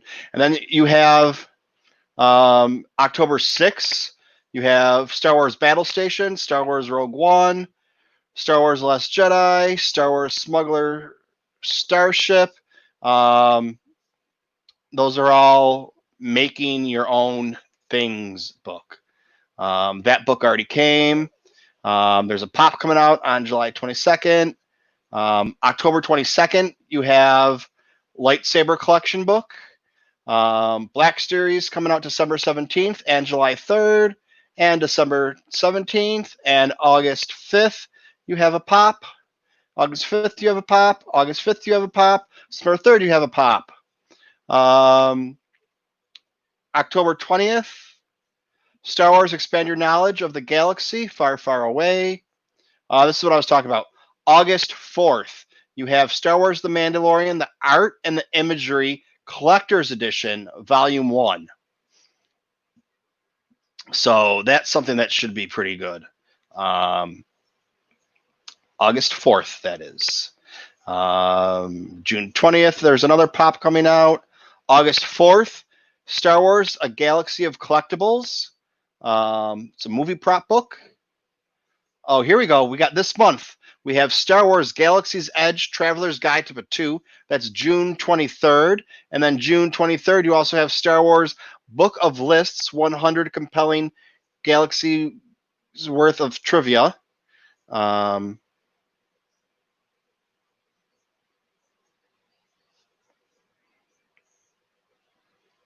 I think there's definitely more Mandalorian books coming out. But I'll be honest with you, some of the things I stopped ordering because I'm hoping to get on pre-screening lists. If I can get everything to work out. So maybe get a couple of books for free so I'm not spending, I mean, those books that are coming out, whatever it is, October 6th, there's 10 books. That's $200 just on books. So I'll have to double check on those. But yeah, then again, it might be coming out way after that. I don't know. Star Wars The Mandalorian. Art and Imagery. See what that's got.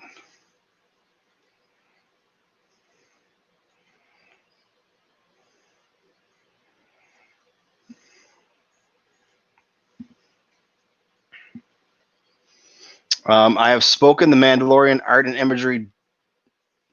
May 20. Oh, that's a journal, composition notebook. Yeah. So, anyways, I'm almost positive. I'll have to look for it later and try and see what it is. Oh, hello there.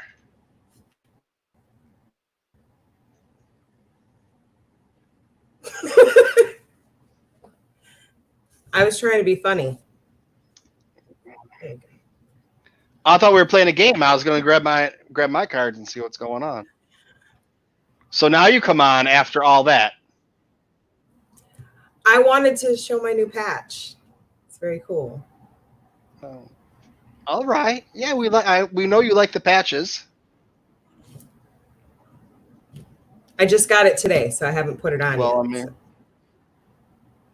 okay. I don't have any patches, but I'll show you what I do have. I don't know. I haven't seen you around lately. I know you've been busy. You got things going on, but yeah, being in Minneapolis will do that to you. Yeah, we got this one. Oh, sticker. Cool. Nice. That's from the Collecting with Kylo. And then we have. That's so cool. This one, the Holocron House, for when I do the books. Heck yeah. I'm like, I did this myself. Yeah, I took a bunch of my books and put them on the bed, and just kind of just moved them around till they looked. I was like, that looks cool. I took a picture and I was like, I don't like it how it was. So I used whatever filter it was and I made it look. I don't know what the hell. It's like it's like not bright and glossy. I don't know. And I was like, I like that. So I mean, yeah, that's what the thumbnail is for whatever. And then of course we have the Bacta tank. Nice. I gotta check. I think I have another one. I don't know when it's coming in. This patch is all I have to rep today because I'm just not Star Wars today. That's all right. And then I showed you at the beginning. Oh my gosh, she ran away. No, I didn't. I'm right here. We're just switching patches. Oh, okay. That one doesn't stick as well. Is that the Dominic Pace patch? Yes, it is. Well, yeah, because that's what. So I was like, I want to order something to donate for the fundraiser today. Mm-hmm. So I was talking with Dominic. I was like, listen, if I order it today, will I be able to have it on time for Saturday? He's like, yeah, you should have it, or whatever. And he's like, I'm gonna add some stuff to it too. And I was like, okay. And then I emailed him, or I sent a message back, and I was like, hey, I got the best scar in a pin. He was like, okay, I'm going to double it, and I'll put in some autographed pictures or whatever. Right. And I was like, okay, cool. So I was talking with Noah, and I told Noah, and then Noah just kind of got confused and whatever it was. I don't know, maybe, he hit a pothole or something. I'm not really sure. Because he's like, okay. He corrected it later, didn't he? Kinda. Okay. Yeah. He's like, kinda. Yeah. Well, no, because so there was two Beskars, and but when I was talking with Noah, I said I bought one, and he's matching it, so there's going to be two. Oh. But no, People's asking what the rest of my shirt says. It's this girl would be great at Simmonson's.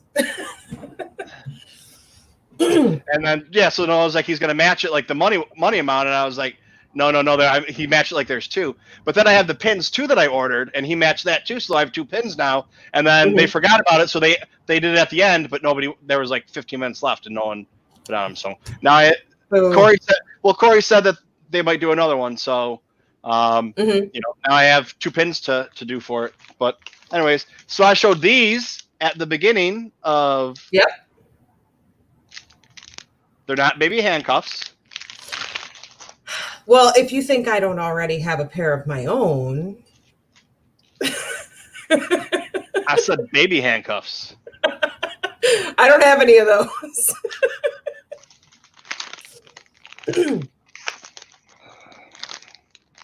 Let me see here. I haven't tried this yet.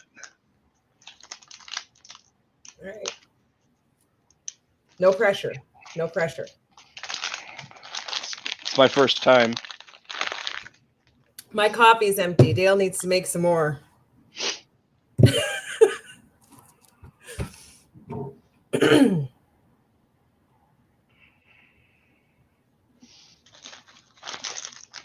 Is there another? Oh yeah. Oh, I gotta get players out for it. Wow, that's. We got this. Oh, okay. Um, I see it. Not what I thought it was gonna be, because it's blank on the back, Mm-hmm. and there's no cover on it.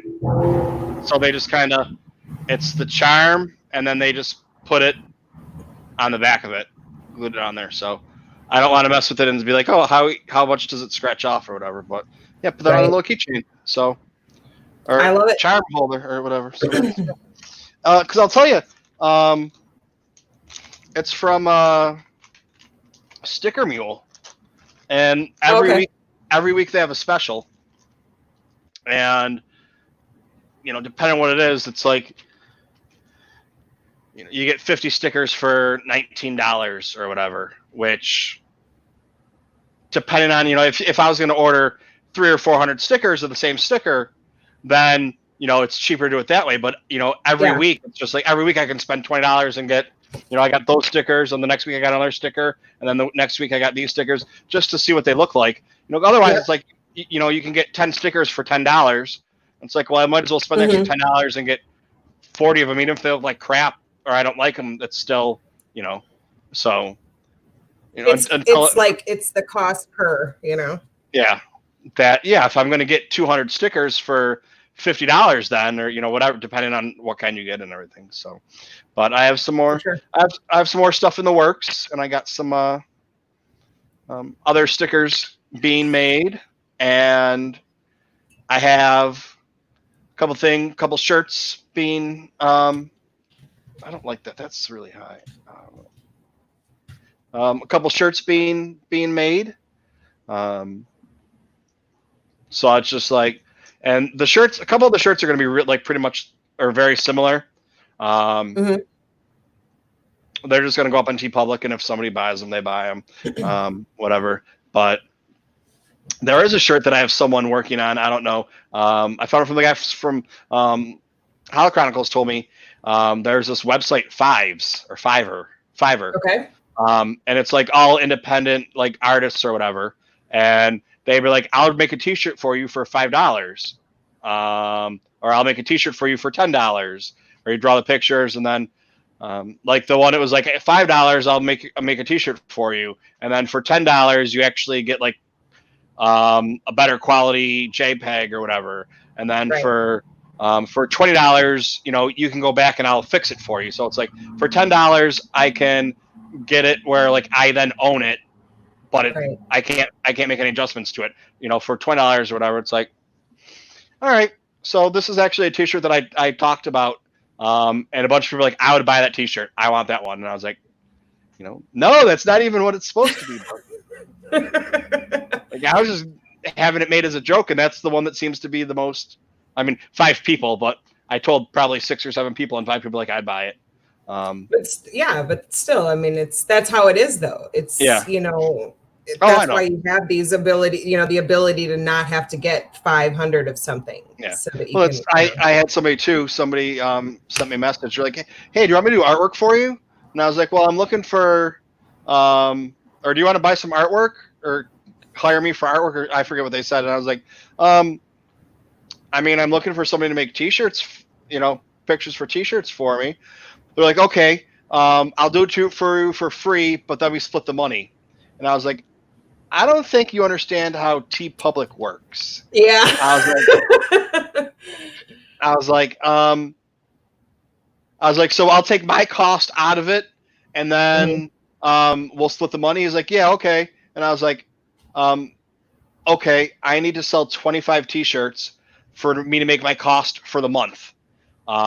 Just I mean, like, all right, for the website and for StreamYard and for whatever, it's like, okay, so, like it costs money for that. So fine, I'm going to take my money out of that for the month, and then we split whatever else. So if I sell 50 t-shirts, you'll make $12. That, I was like, just so you know, that's how it's going to be. And he's like, well, no, I want to make more money. I was like, well, then you're not like, I don't know. I was like, the whole thing is like, you're going to make the t-shirt, you're going to do the drawings for me for free. Mm-hmm. And then I'm going to give you credit on it, on who designed them. And if somebody then wants to pay you to do it, that is bigger, or, I know he's writing a comic book right now or something. He's like, well, I need money to make my comic book. I was like, okay, well then, you take a couple hours and you make a picture for me. And if people like it and the shirt starts selling, that's how you get your name out there. And then maybe you can start a GoFundMe or a Kickstarter, and people will do it that way. Well, no, right. I want money now. It's like, well, it doesn't work like that, dude. Well, we all want money now. Yeah. I mean, if anybody just wants to give me money, I'll take it. I told him, I was like, so I told him too, I was like, I'm getting stickers made. It costs me 50 cents to $1 per sticker, depending on what kind they are and how many I get. And I'm going to give those away to people. I said, so I put a couple of those in an envelope and put a stamp on it. That's $2 or $3 for me just to give it away to people. I was like, so, and the only reason for me to do that is so that they see that and they watch my channel again, and they remember that it's there, and then somebody else sees it and like, oh, that's cool, I like that, who is it? I was like, so that's how you do it. And I said, and eventually you just get that right person or two, and that's how you build it up really big. Yep, exactly. And, exactly. It's, I mean, I would have loved to have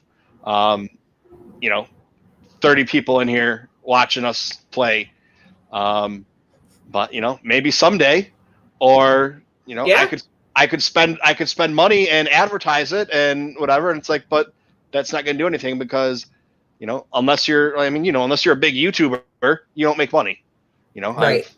I got I was talking to somebody from England a couple of weeks ago and told them, and I was like, hey, go check out their channel, whatever. And he's like, oh, thanks.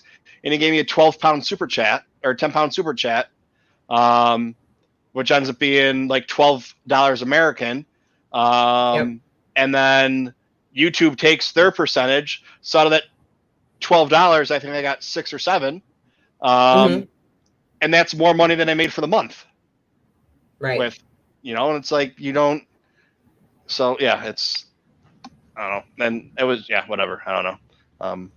But yeah, I mean, like I wish I could do computer graphics and I could sit here and fool around. I can't even do Photoshop.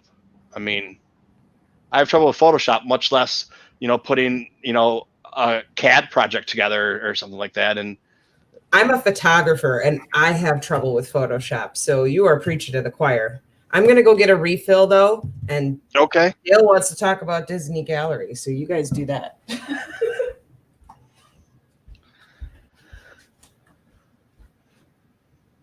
All right, Dale. I have been watching Disney Gallery. And I have to say that I have enjoyed them all. Each week was getting better and better.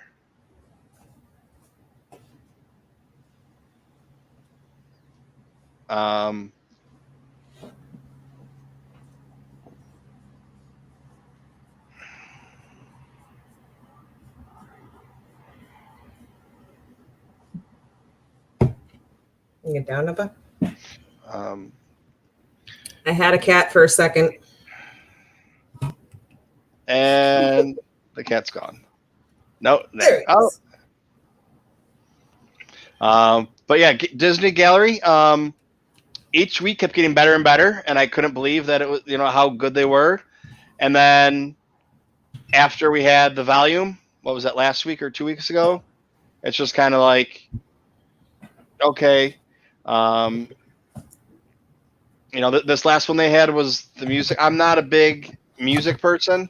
Mhm. I don't own any of the Disney sound or Star Wars soundtracks or anything like that. Right. This one was about music. Better door than window, kid. This one definitely was, out of all of them, was probably my least favorite or least entertaining. Right. Of them. So. Well, everybody's not interested in every single aspect of it, and that's perfectly fine. It's just the same as, somebody likes this movie and somebody doesn't like that movie. I think that's part of it. And I think it's perfectly fine to say, you know what, the music isn't my favorite part, or, whatever the case may be. I think the biggest issue is, just people not being able to accept that this isn't my favorite thing. It's your favorite thing. It's not my favorite thing. But we don't have, it doesn't have to become a thing. Can you seriously not sit in front of the camera with your butt in it? Because no one cares. Apparently not. So, but I think for everybody, I think each of the gallery episodes has something interesting about it. I'm not sure what he's doing here, so I'm just gonna try to move him again. So, but yeah, I think I've really found it interesting because I think the best part about The Mandalorian is the fact that it's made by real, actual fans. I mean, the fact that it's Jon Favreau and Dave Filoni is beside the point. They're fans, you know what I mean? And I think that they take it seriously, and I think that matters. But I still think it's perfectly fine if, every part of it isn't exactly your thing, but I'm just an accepting person. I mean, I'll watch this one again. Oh yeah, for sure. Even though I watched it today, and that's the other thing too. It's like, I'm usually up at 3:00 in the morning when they come on. So I usually watch it then. And I'll watch it in the morning again, and then I'll watch it sometime Friday night, Saturday, or whatever. So I get a couple of views in on it. This one, for whatever reason, I was just like, oh, okay, I'll watch it later. So I didn't watch. I watched it once today. Right. So I'm already behind on where I normally was, and I don't know why, because I really didn't hear that much about it. And it's not because I hear people talk about it that I watch it, because by the time people are talking about it, I've already watched it twice. So. I think a part of it too is that, I mean, I don't want to say everybody, but a lot of people that like Star Wars like the music and that kind of thing, but it's, not necessarily something everybody gets into, you know what I mean? So it might be that this is an episode that just has a little bit less action as far as people talking about it. You know what I mean? I think everybody's pretty much going to watch it, but I don't know that everybody's going to talk about that. I mean, if I watch behind the scenes when they're talking about how they do the special effects and how the computer, and I'm just like, okay, I don't really need to see behind the curtain. I'm happy to look at just what you meant to show me initially. You know what I mean? So I think it's just everybody has their own particular, things that they like to watch or see or be, hear more about, I guess is the best way to say it. And I think when it comes to episodes about the music, you're going to hear people just talking about it less, just in general, I think. But that's, I mean, not in a bad way, not that it's bad or anything like that. Just, it's not necessarily the thing.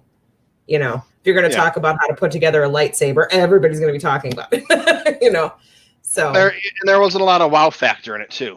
Right.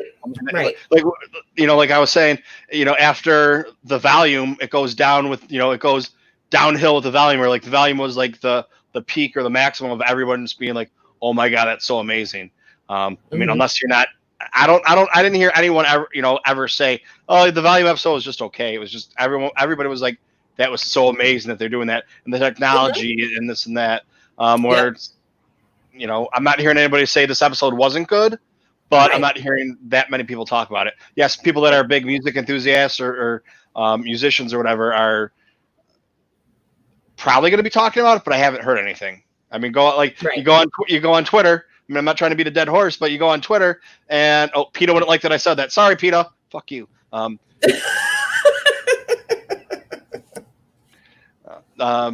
So like but you go on Twitter and everybody was talking about, volume, and then it's like I didn't see anybody posting about, oh, this is a great music episode or anything. So yeah, I agree, Rez. The clothing was pretty spectacular. I must agree.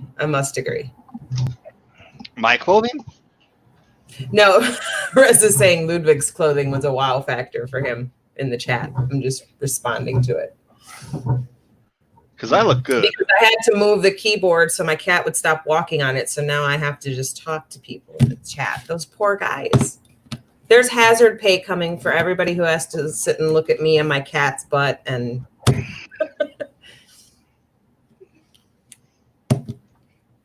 hi, kitty cat. Where'd you go? I came to party and hang out. He is now roaming the floor, hoping I won't notice when he jumps on the desk again. Okay. See you later. I wish I had my dog here because my dog would be all about being on camera. But then there wouldn't be room for me or anyone else. So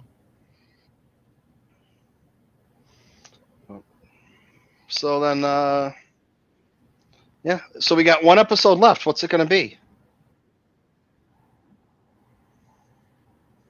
I assume they're going to be trying to hint toward the next stuff.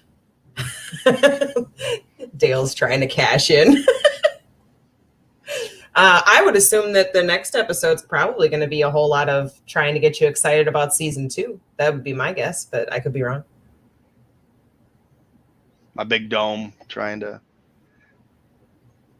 It's so small on StreamYard, the writing. Ouch. I'm just having trouble not looking at both monitors here. I'm trying to stay on the one. I look like I'm scared. Like, what's over there? It's the other monitor. Are you throwing stuff around over there? Man, we can't take you anywhere.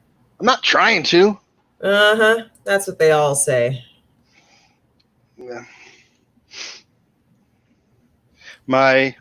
So I do have 2 monitors. One is my laptop, and my other one is a notebook. So it's not like it's any really bigger. I have 2 big monitors, but that's because I work from home and I require this kind of space for what I do. So I tried to get a new computer set up or whatever. And I was like, I only need about $8,000. She's like, what? I was like, well, yeah, gaming, a gaming computer. That's going to be, $3 or $4,000 right there. A couple monitors. And then I need a flat screen TV going behind the monitor. So I actually need like 3 things, and it's got to be 4K. And well, now you're just making me feel like I have way too much tech in my house. I have a 700 square foot apartment. I have 4 televisions in here. I have one in my kitchen, in my bedroom, in my living room. Oh no, we have 3 TVs. Yes, but I'm one person who lives in an apartment the size of a bedroom, and I have 4 televisions. There's a problem. No, there's not. Oh, there's such a problem. But see, the thing is on Sunday, I have to have NFL games going in every room. Rez wants to see your setup. My setup? He doesn't want to see mine. I think he's talking about your setup. Oh, mine? It's really not that exciting, but I'll be happy to turn the camera around and show you how boring it is. If I can even turn the camera around. I don't think I can. I got monitor. That's about as much as I can move the camera at this point. But it's a very big setup here for my job because I have lots of big stuff that I have to work on and lots of big stuff that I have to work on. Let's just put it that way. It's really boring, my job. It is. I love it, but it's boring. Yeah, I got my laptop, and then I have a little notebook. That's and especially when I have 3 laptops on my desk. I'm just not using any of them right now. If I have if I had I was trying. Well, I got an iPad the other day too, and I was all happy. But it was my girlfriend's old one from work because she bought a new one. So this is one of my laptops. Obviously, the one I put all my stickers on. You're gonna have some TooMedToo's stickers coming. I would love to. I need some more stickers. Not on this one. I'm gonna put them on the other one. But yeah, my work laptop only has the Stormtrooper on it. But at work, I'm known as the Star Wars girl. So your stickers will fit right in. Yeah, they're kind of discreet. They're little small ones. I mean, obviously, like, it's the septic tank in the corner. Well, no, I don't have septic tank one. It's the Bacta tank, but it's the same one. So it's small little whatever it was, 2 inches by 1.5 inch or whatever. So listen, cheap is cheap. Getting some. See, Dale's with me. He's got 4 TVs and he lives in a 600 square foot apartment. I'm not the only one. I feel slightly better. Every time people come over here, they're like, "Why do you have so many TVs?" I'm like, "Because." See, I would have like in my living room, I would have like a 65-inch or a 72-inch just taking up almost the entire wall. But I've been told no quite a few times that we don't need one that big. Mine's a 46, so not at all exciting and old, but it works, even though I don't ever really watch that one anymore.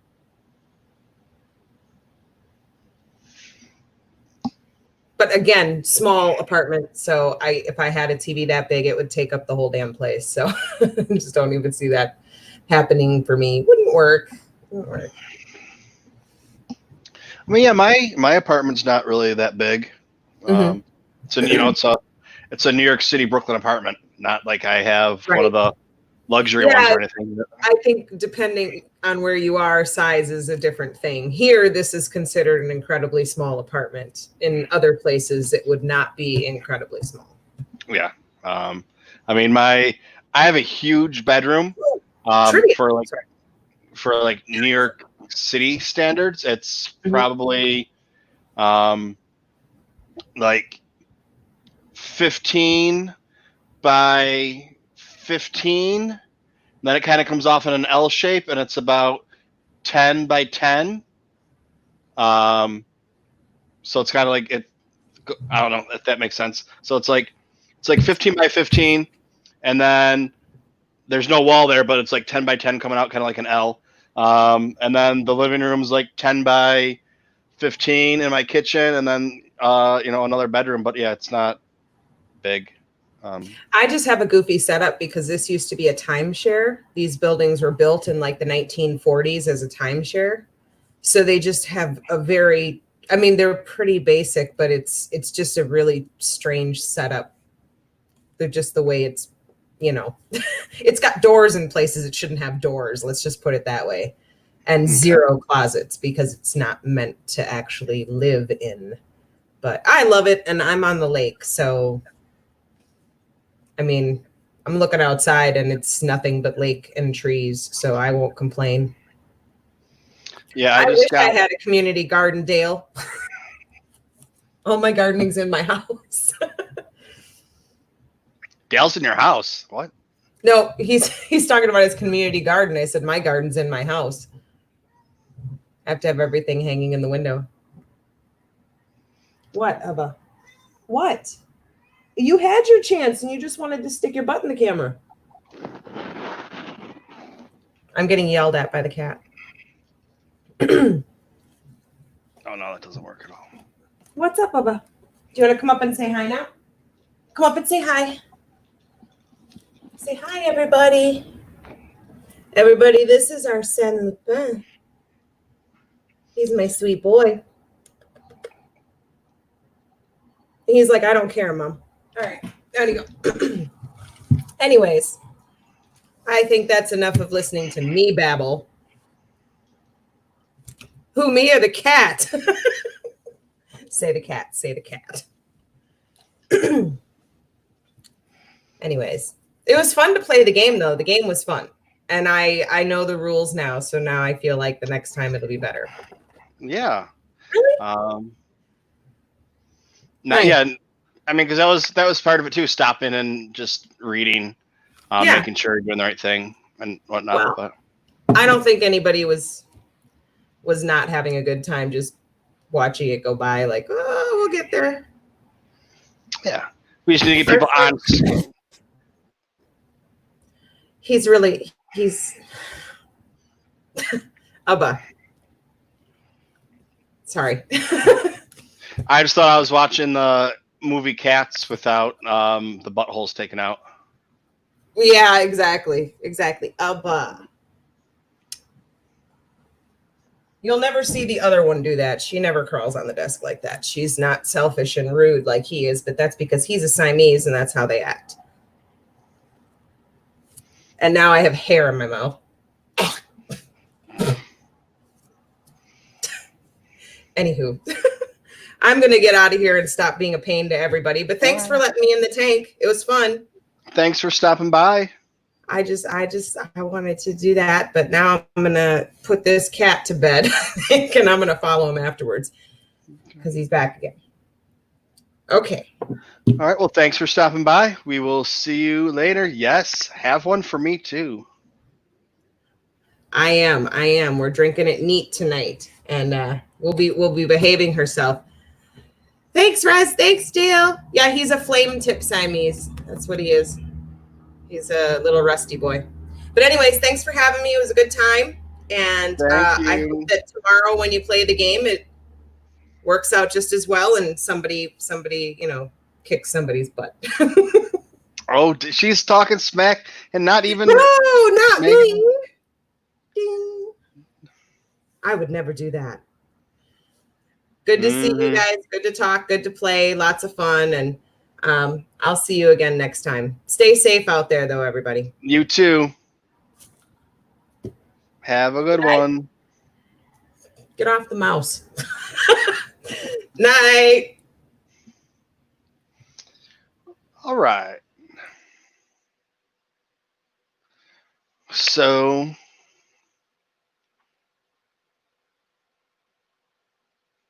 did somebody say trivia? Rez did.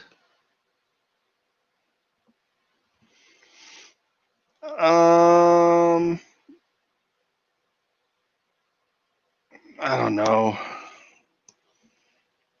I don't have any trivia to go by. We can do what we always do.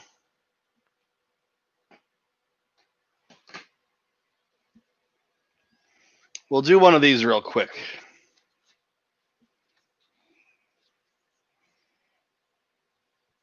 Look at this sticker. How nice. People that are here, DM me your address, and I'll send you some stickers. Okay. Once again,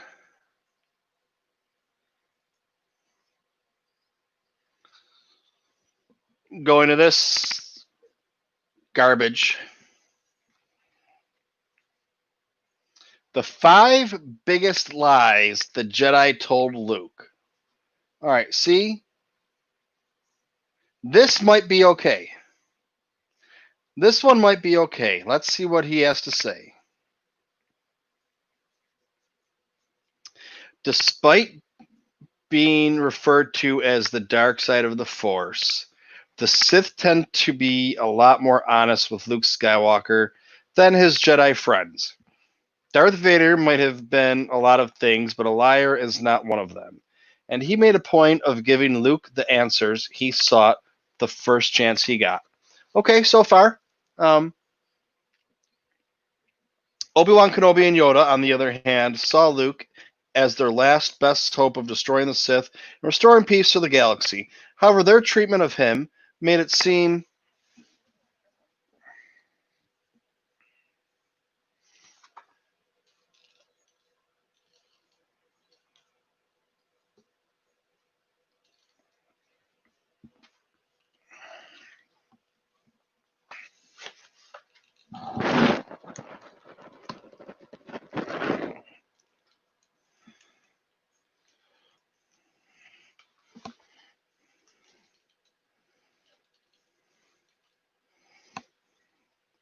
I still don't like that.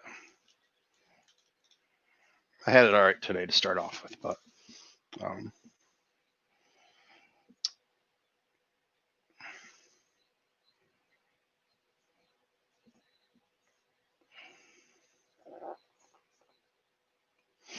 however, the treatment of him made it seem like they were less concerned with Luke himself than they were. Okay. Same time fearing what he could become if not carefully manipulated. Obi-Wan and Yoda approached Luke as white hat sages who prepared him to yield an awesome power against the most evil forces. Becoming Sith kill the machine, blah blah. Vader had no problem telling him. Okay, Obi-Wan doesn't remember owning any droids. After being sent to Tatooine on the last-ditch effort to protect the Death Star, when R2-D2 goes off to seek along, Luke relates the story to how they came across paths. Obi-Wan replies, "Strange, I don't remember ever owning any droids." However, the tense look Obi-Wan gives R2-D2 and C-3PO while listening to Luke's story gives the impression that he remembers more than he's letting on. Okay, this is one of the conversations that people have all the time.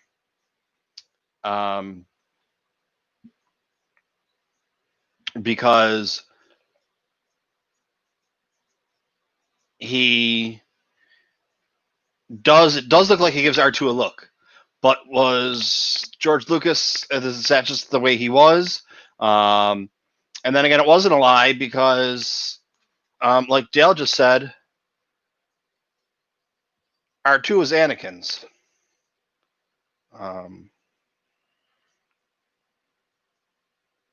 Well, C-3PO was Anakin's. R2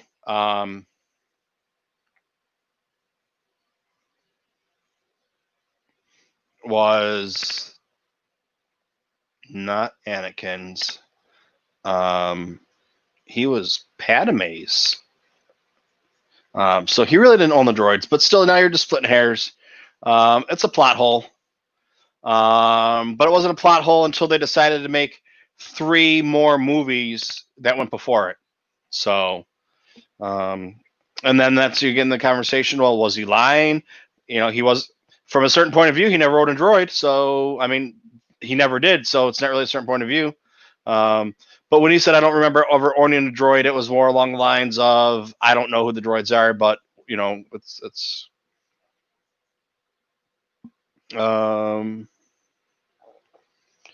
there's no way he didn't recognize them. Okay, yeah, so, all right.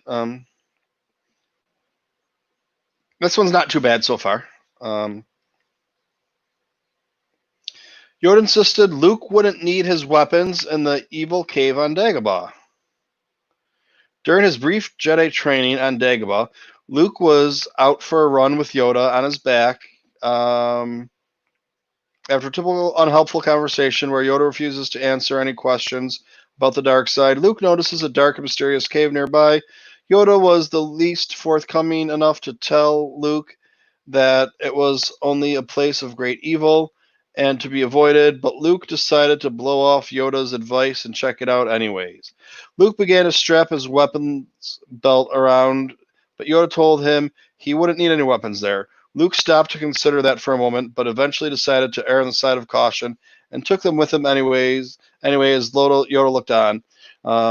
It's a good thing he did because he was barely in the cave for 30 seconds when an apparition of the form of Darth Vader appeared and began swinging what appeared to be lightsaber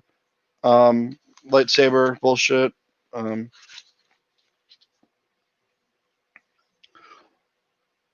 was Yoda trying to accomplish with it? Dude. Okay, this is where this guy is just a fucking idiot because Luke didn't need his weapons. The fight was in his mind. The fight was with the Force, in the Force, not with actual weapons. So Luke didn't need his lightsaber to cut off Darth Vader's helmet or head and see the helmet crack open and see his face in there. You know, that wasn't needed. So, again, you don't understand Star Wars.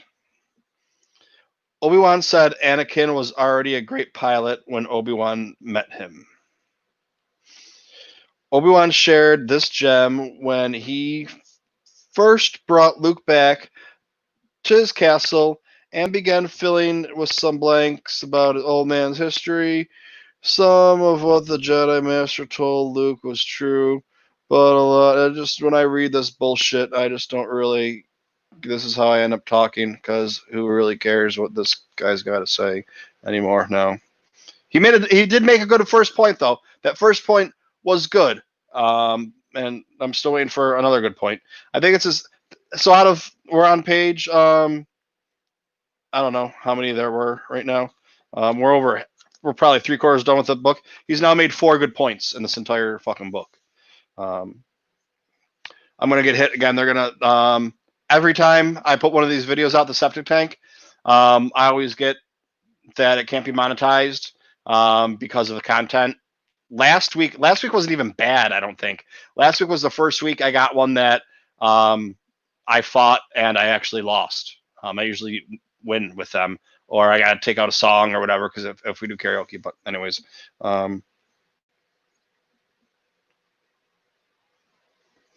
for starters, Obi-Wan claimed that Anakin was already a great pilot when he first met him, but Anakin was a 10-year-old slave boy when they first crossed paths on Tatooine. He was good at fixing things, but there was simply no basis for Obi-Wan's statement at the time he and Anakin first met. Okay, I'm going to give him the benefit of the doubt. He's going to change it a little bit. What's more, Anakin has never even been off Tatooine, so unless you count Anakin randomly hitting buttons in the Naboo fighter until he flew. I actually had a theory that the pod race was thrown in just because they had to come up with some sort of making him a great pilot and sync. But then again, there's a lot of other discrepancies that they never bothered to clean up. So I may be giving them too much credit on that. Yeah, dude. He was a pilot. I guess it would depend on your definition of being a pilot. But if you're flying something, you're a pilot. If you're flying in the pod races, you're a pilot. Humans don't compete in pod races because they're not good enough. They don't have the skills. But the Boon to Eve Classic, guess who can? A 9-year-old little kid. And who can win it? A 9-year-old little kid. So you're still a douche canoe.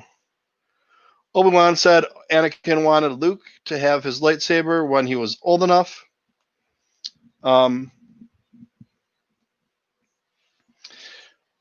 Okay, we know Darth Vader wasn't Luke's father until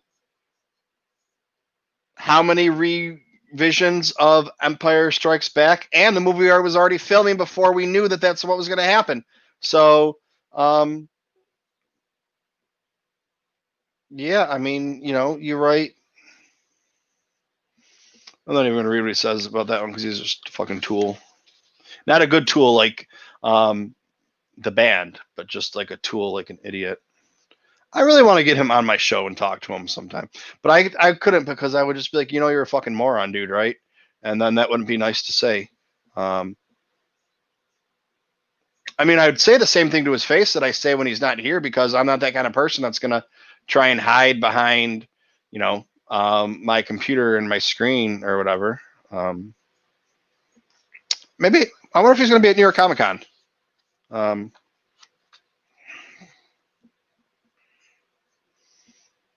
Obi-Wan said Darth Vader betrayed and murdered Anakin Skywalker.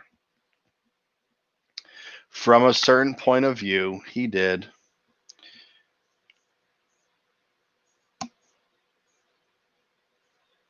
It's not true. Luke didn't know who Vader was. Luke was angry when he found out.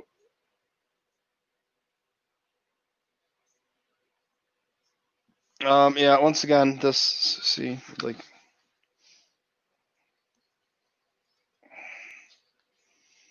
it's like this guy was the Phantom Menace before there was a Phantom Menace.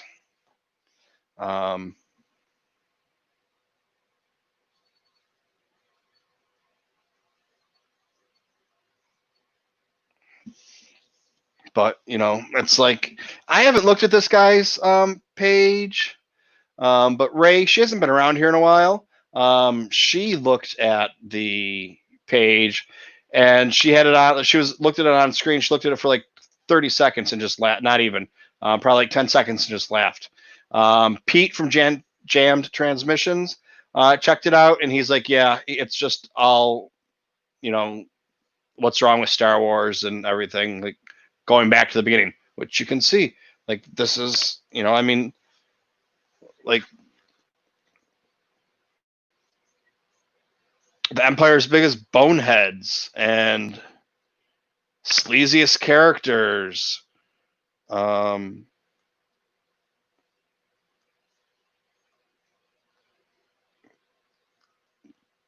know, most important, who never were in a movie. Questions that should have been asked. It's like everything. Like the next one, the 5 most irritating improvements. It's like everything in this book is negative. Like, what, you know, what can we do? I mean, it's just like, you know, there's nothing good in there. Maybe there is. Maybe it's the last thing on there. The 10 best things about Star Wars movies. It's like going to be like, they have an ending. They're not longer. There's only been 6 of them. There was 7, I think, when this book came out. Maybe 8. They're working on 8. You know, it's like those are going to be his answers. But, you know, I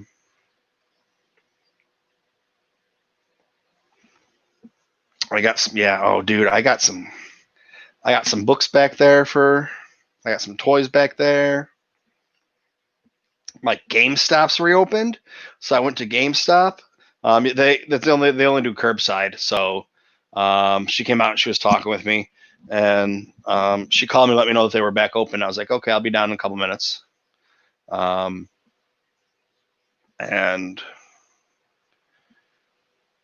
she's like, okay, we have. I was like, what about the pops order? She's like, yeah, we're not going to be getting those in for a couple weeks, whatever, blah blah. And I got down there. She's like, oh, we actually have 3 of them in that you ordered. And I was like, okay, what are they? And she's like, that one and that one and then the Leia. And I was like, ooh, the Leia. But I was thinking about, because the Leia right now is selling for $30 on eBay. And the pop, or like high 20s or whatever, and the Funko Pop price guide has it for $30. And I was like, ooh, if I picked up a couple of those, and I was like, you know what, though? I can get them off of Amazon for $6 right now, or they were. So it's like, you know, why would you, whatever. But yeah, so all the Funko Pops that I had ordered, I was like, nope, get rid of them. And some of the Black Series, nope, get rid of them, don't want it. She's like, do you want them back in the gift card? Nope, roll it over. Put some deposits down on some stuff that you guys have for exclusives, because I'll take those. Because there's the 4 coming out. I can't even think who they are right now.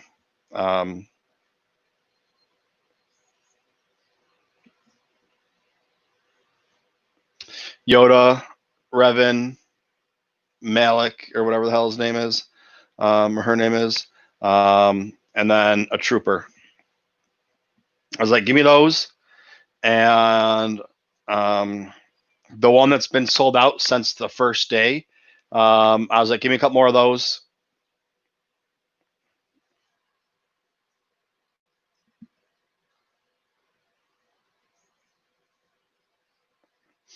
Yeah, I use honey. I don't know what Invisible Hand is.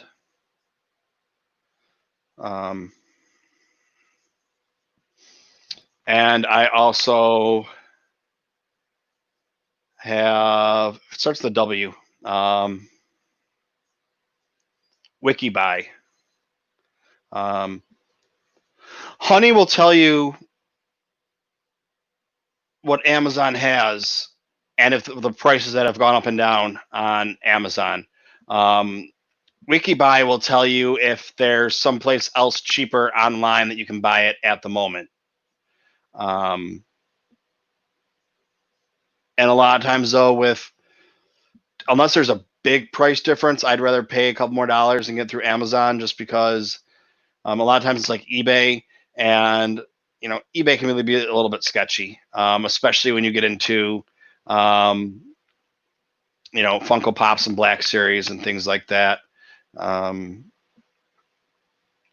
Especially when they're exclusives, or when you're getting, if you're buying something that has a sticker on it, because it's a convention, exclusive, but it eventually went out to the stores and got it. Well, I can go buy, I'm just saying this for an example, I can go buy this guy right here for $6. But if he came out of New York Comic Con, he might be $50 or $80, $100, $500. I mean, the red Sith Trooper from last San Diego Comic Con is $2,000, $1,200. I talked about it a couple weeks ago. As soon as it came out, it was $150, and I was like, well, I'm not going to buy it now. I wish I would have. I'm not going to buy it now for $150. The price is going to go down after they've been out circulating for a little while. It stayed at $150 for a while, and then a couple months later, when I checked, it was up to $900. This was a couple months ago, and I just checked recently, and they're like, the cheapest one was like $1,250, but some of them are going for $2,500.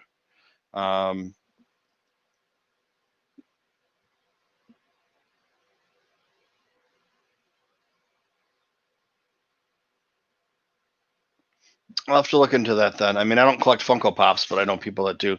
But yeah, that was the thing. It's like, so I order them off of GameStop, but the only thing when you order them off of GameStop, so it's their, whatever they are, $10, $11, $12, depending on,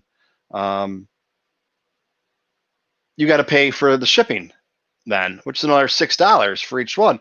Well, it's not a bit, once you figure you got to get, you're getting 4 of them, that's an extra $12.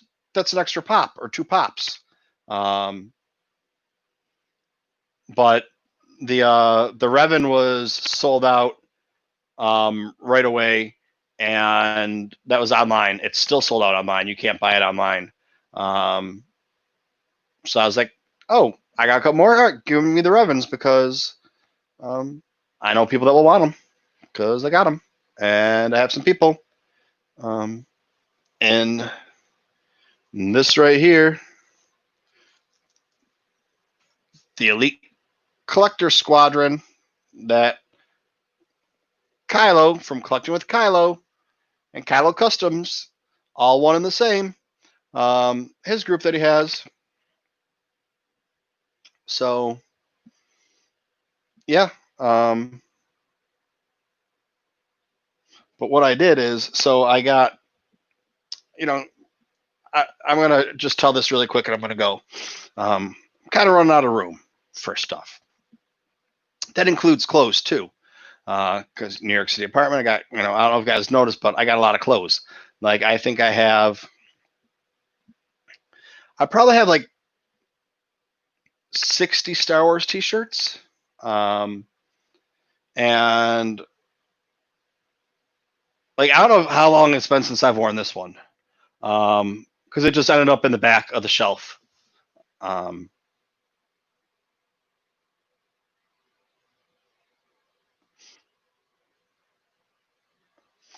So, it's like, I might not see this one for months. It gets out of the rotation or whatever, or, whatever it is.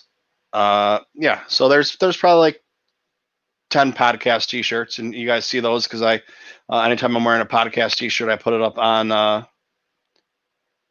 started a thread, let them know who you're wearing. I'll have on a brand new podcast t-shirt tomorrow, though. Just picked up that bad boy. I had to buy a shirt to match it. Nice. But yeah, so it's like I have sweatshirts and sweaters and stuff like that taking up room. I can put those in a container, throw it under the bed. I don't need that, for another. I mean, now it's, summer's halfway over. But, I don't need that for another 3 or 4 months. I can take out some short sleeves or whatever, and switch them around.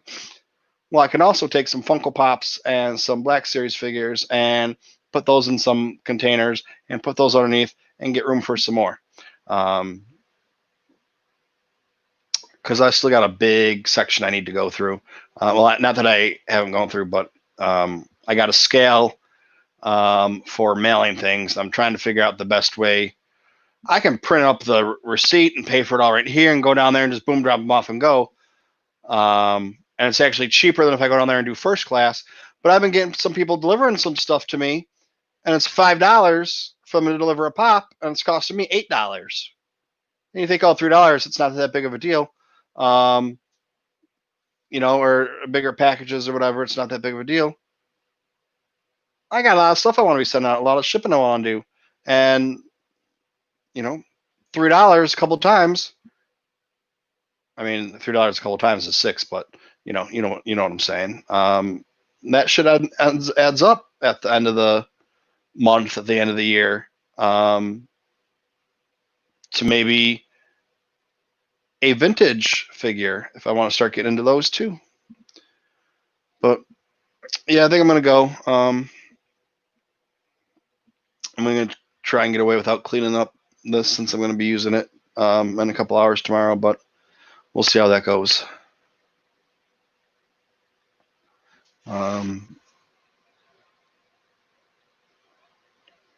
Dale was saying the invisible hand.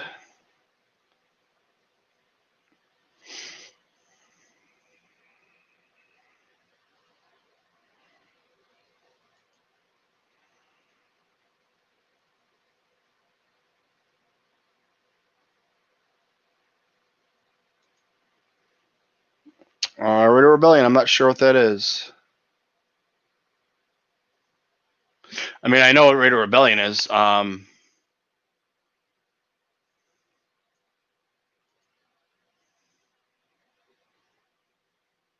don't know what's going on right now. Did I say something? You're trying to tell me something? Dale, I don't really know.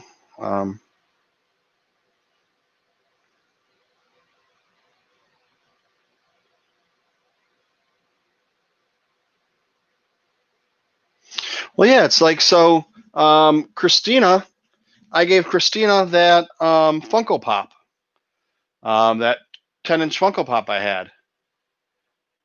It was almost $30 to ship it because of the size box it had to go in. And I didn't get a bigger box. Like, it was,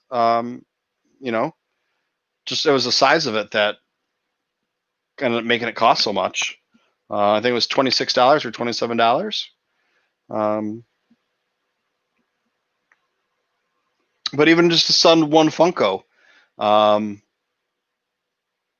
got somebody sent me a Funko from Florida, California. I don't remember which one. It was $5. And I was like, how'd you get it for so cheap? He's like, I just took it there and I said, I want you to send it the cheapest way they can. And it was $5. And I was like, I mean, okay, I guess I can go down there on Monday, and I got a couple packages I'm going to send and a couple of envelopes I'm going to be sending, and just go down there and see what happens. Because if I can get them, if it's $3 cheaper just for one Funko, I have a couple other things that I'm sending to people, and what happens then when I send the 2 or 3 Funkos. Like I sent something to Kylo. It was 2 Funkos and the Empire Strikes Back 40th anniversary Funko with Luke on the Tauntaun, and That was like $13 or $14. So I mean, it's not really that bad, but it's the size of the box it fit in. You get anything more than 12 inches ends up costing you a lot. The way they got it set up. So, oh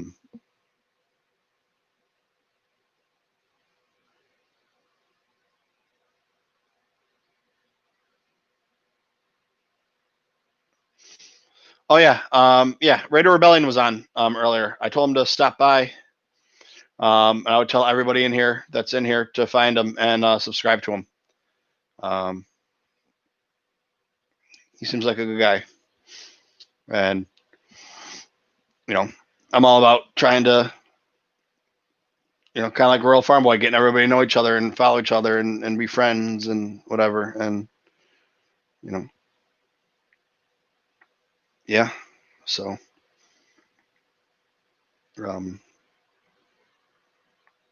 yeah, I don't know. I'm tired now. I'm done talking. We are going to see you tomorrow, 5 p.m. Eastern Standard Time, 10 p.m. Greenwich Mean Time, for our friends over in the UK that are going to be joining us. As of right now, there's only 2 confirmed. There could be a few more. If not, we're going to need Mr. Rez to get on his computer and play a little game. Dale can't, so fuckers. Yeah. With that, I say good day. May the force be with you. Suck a dick.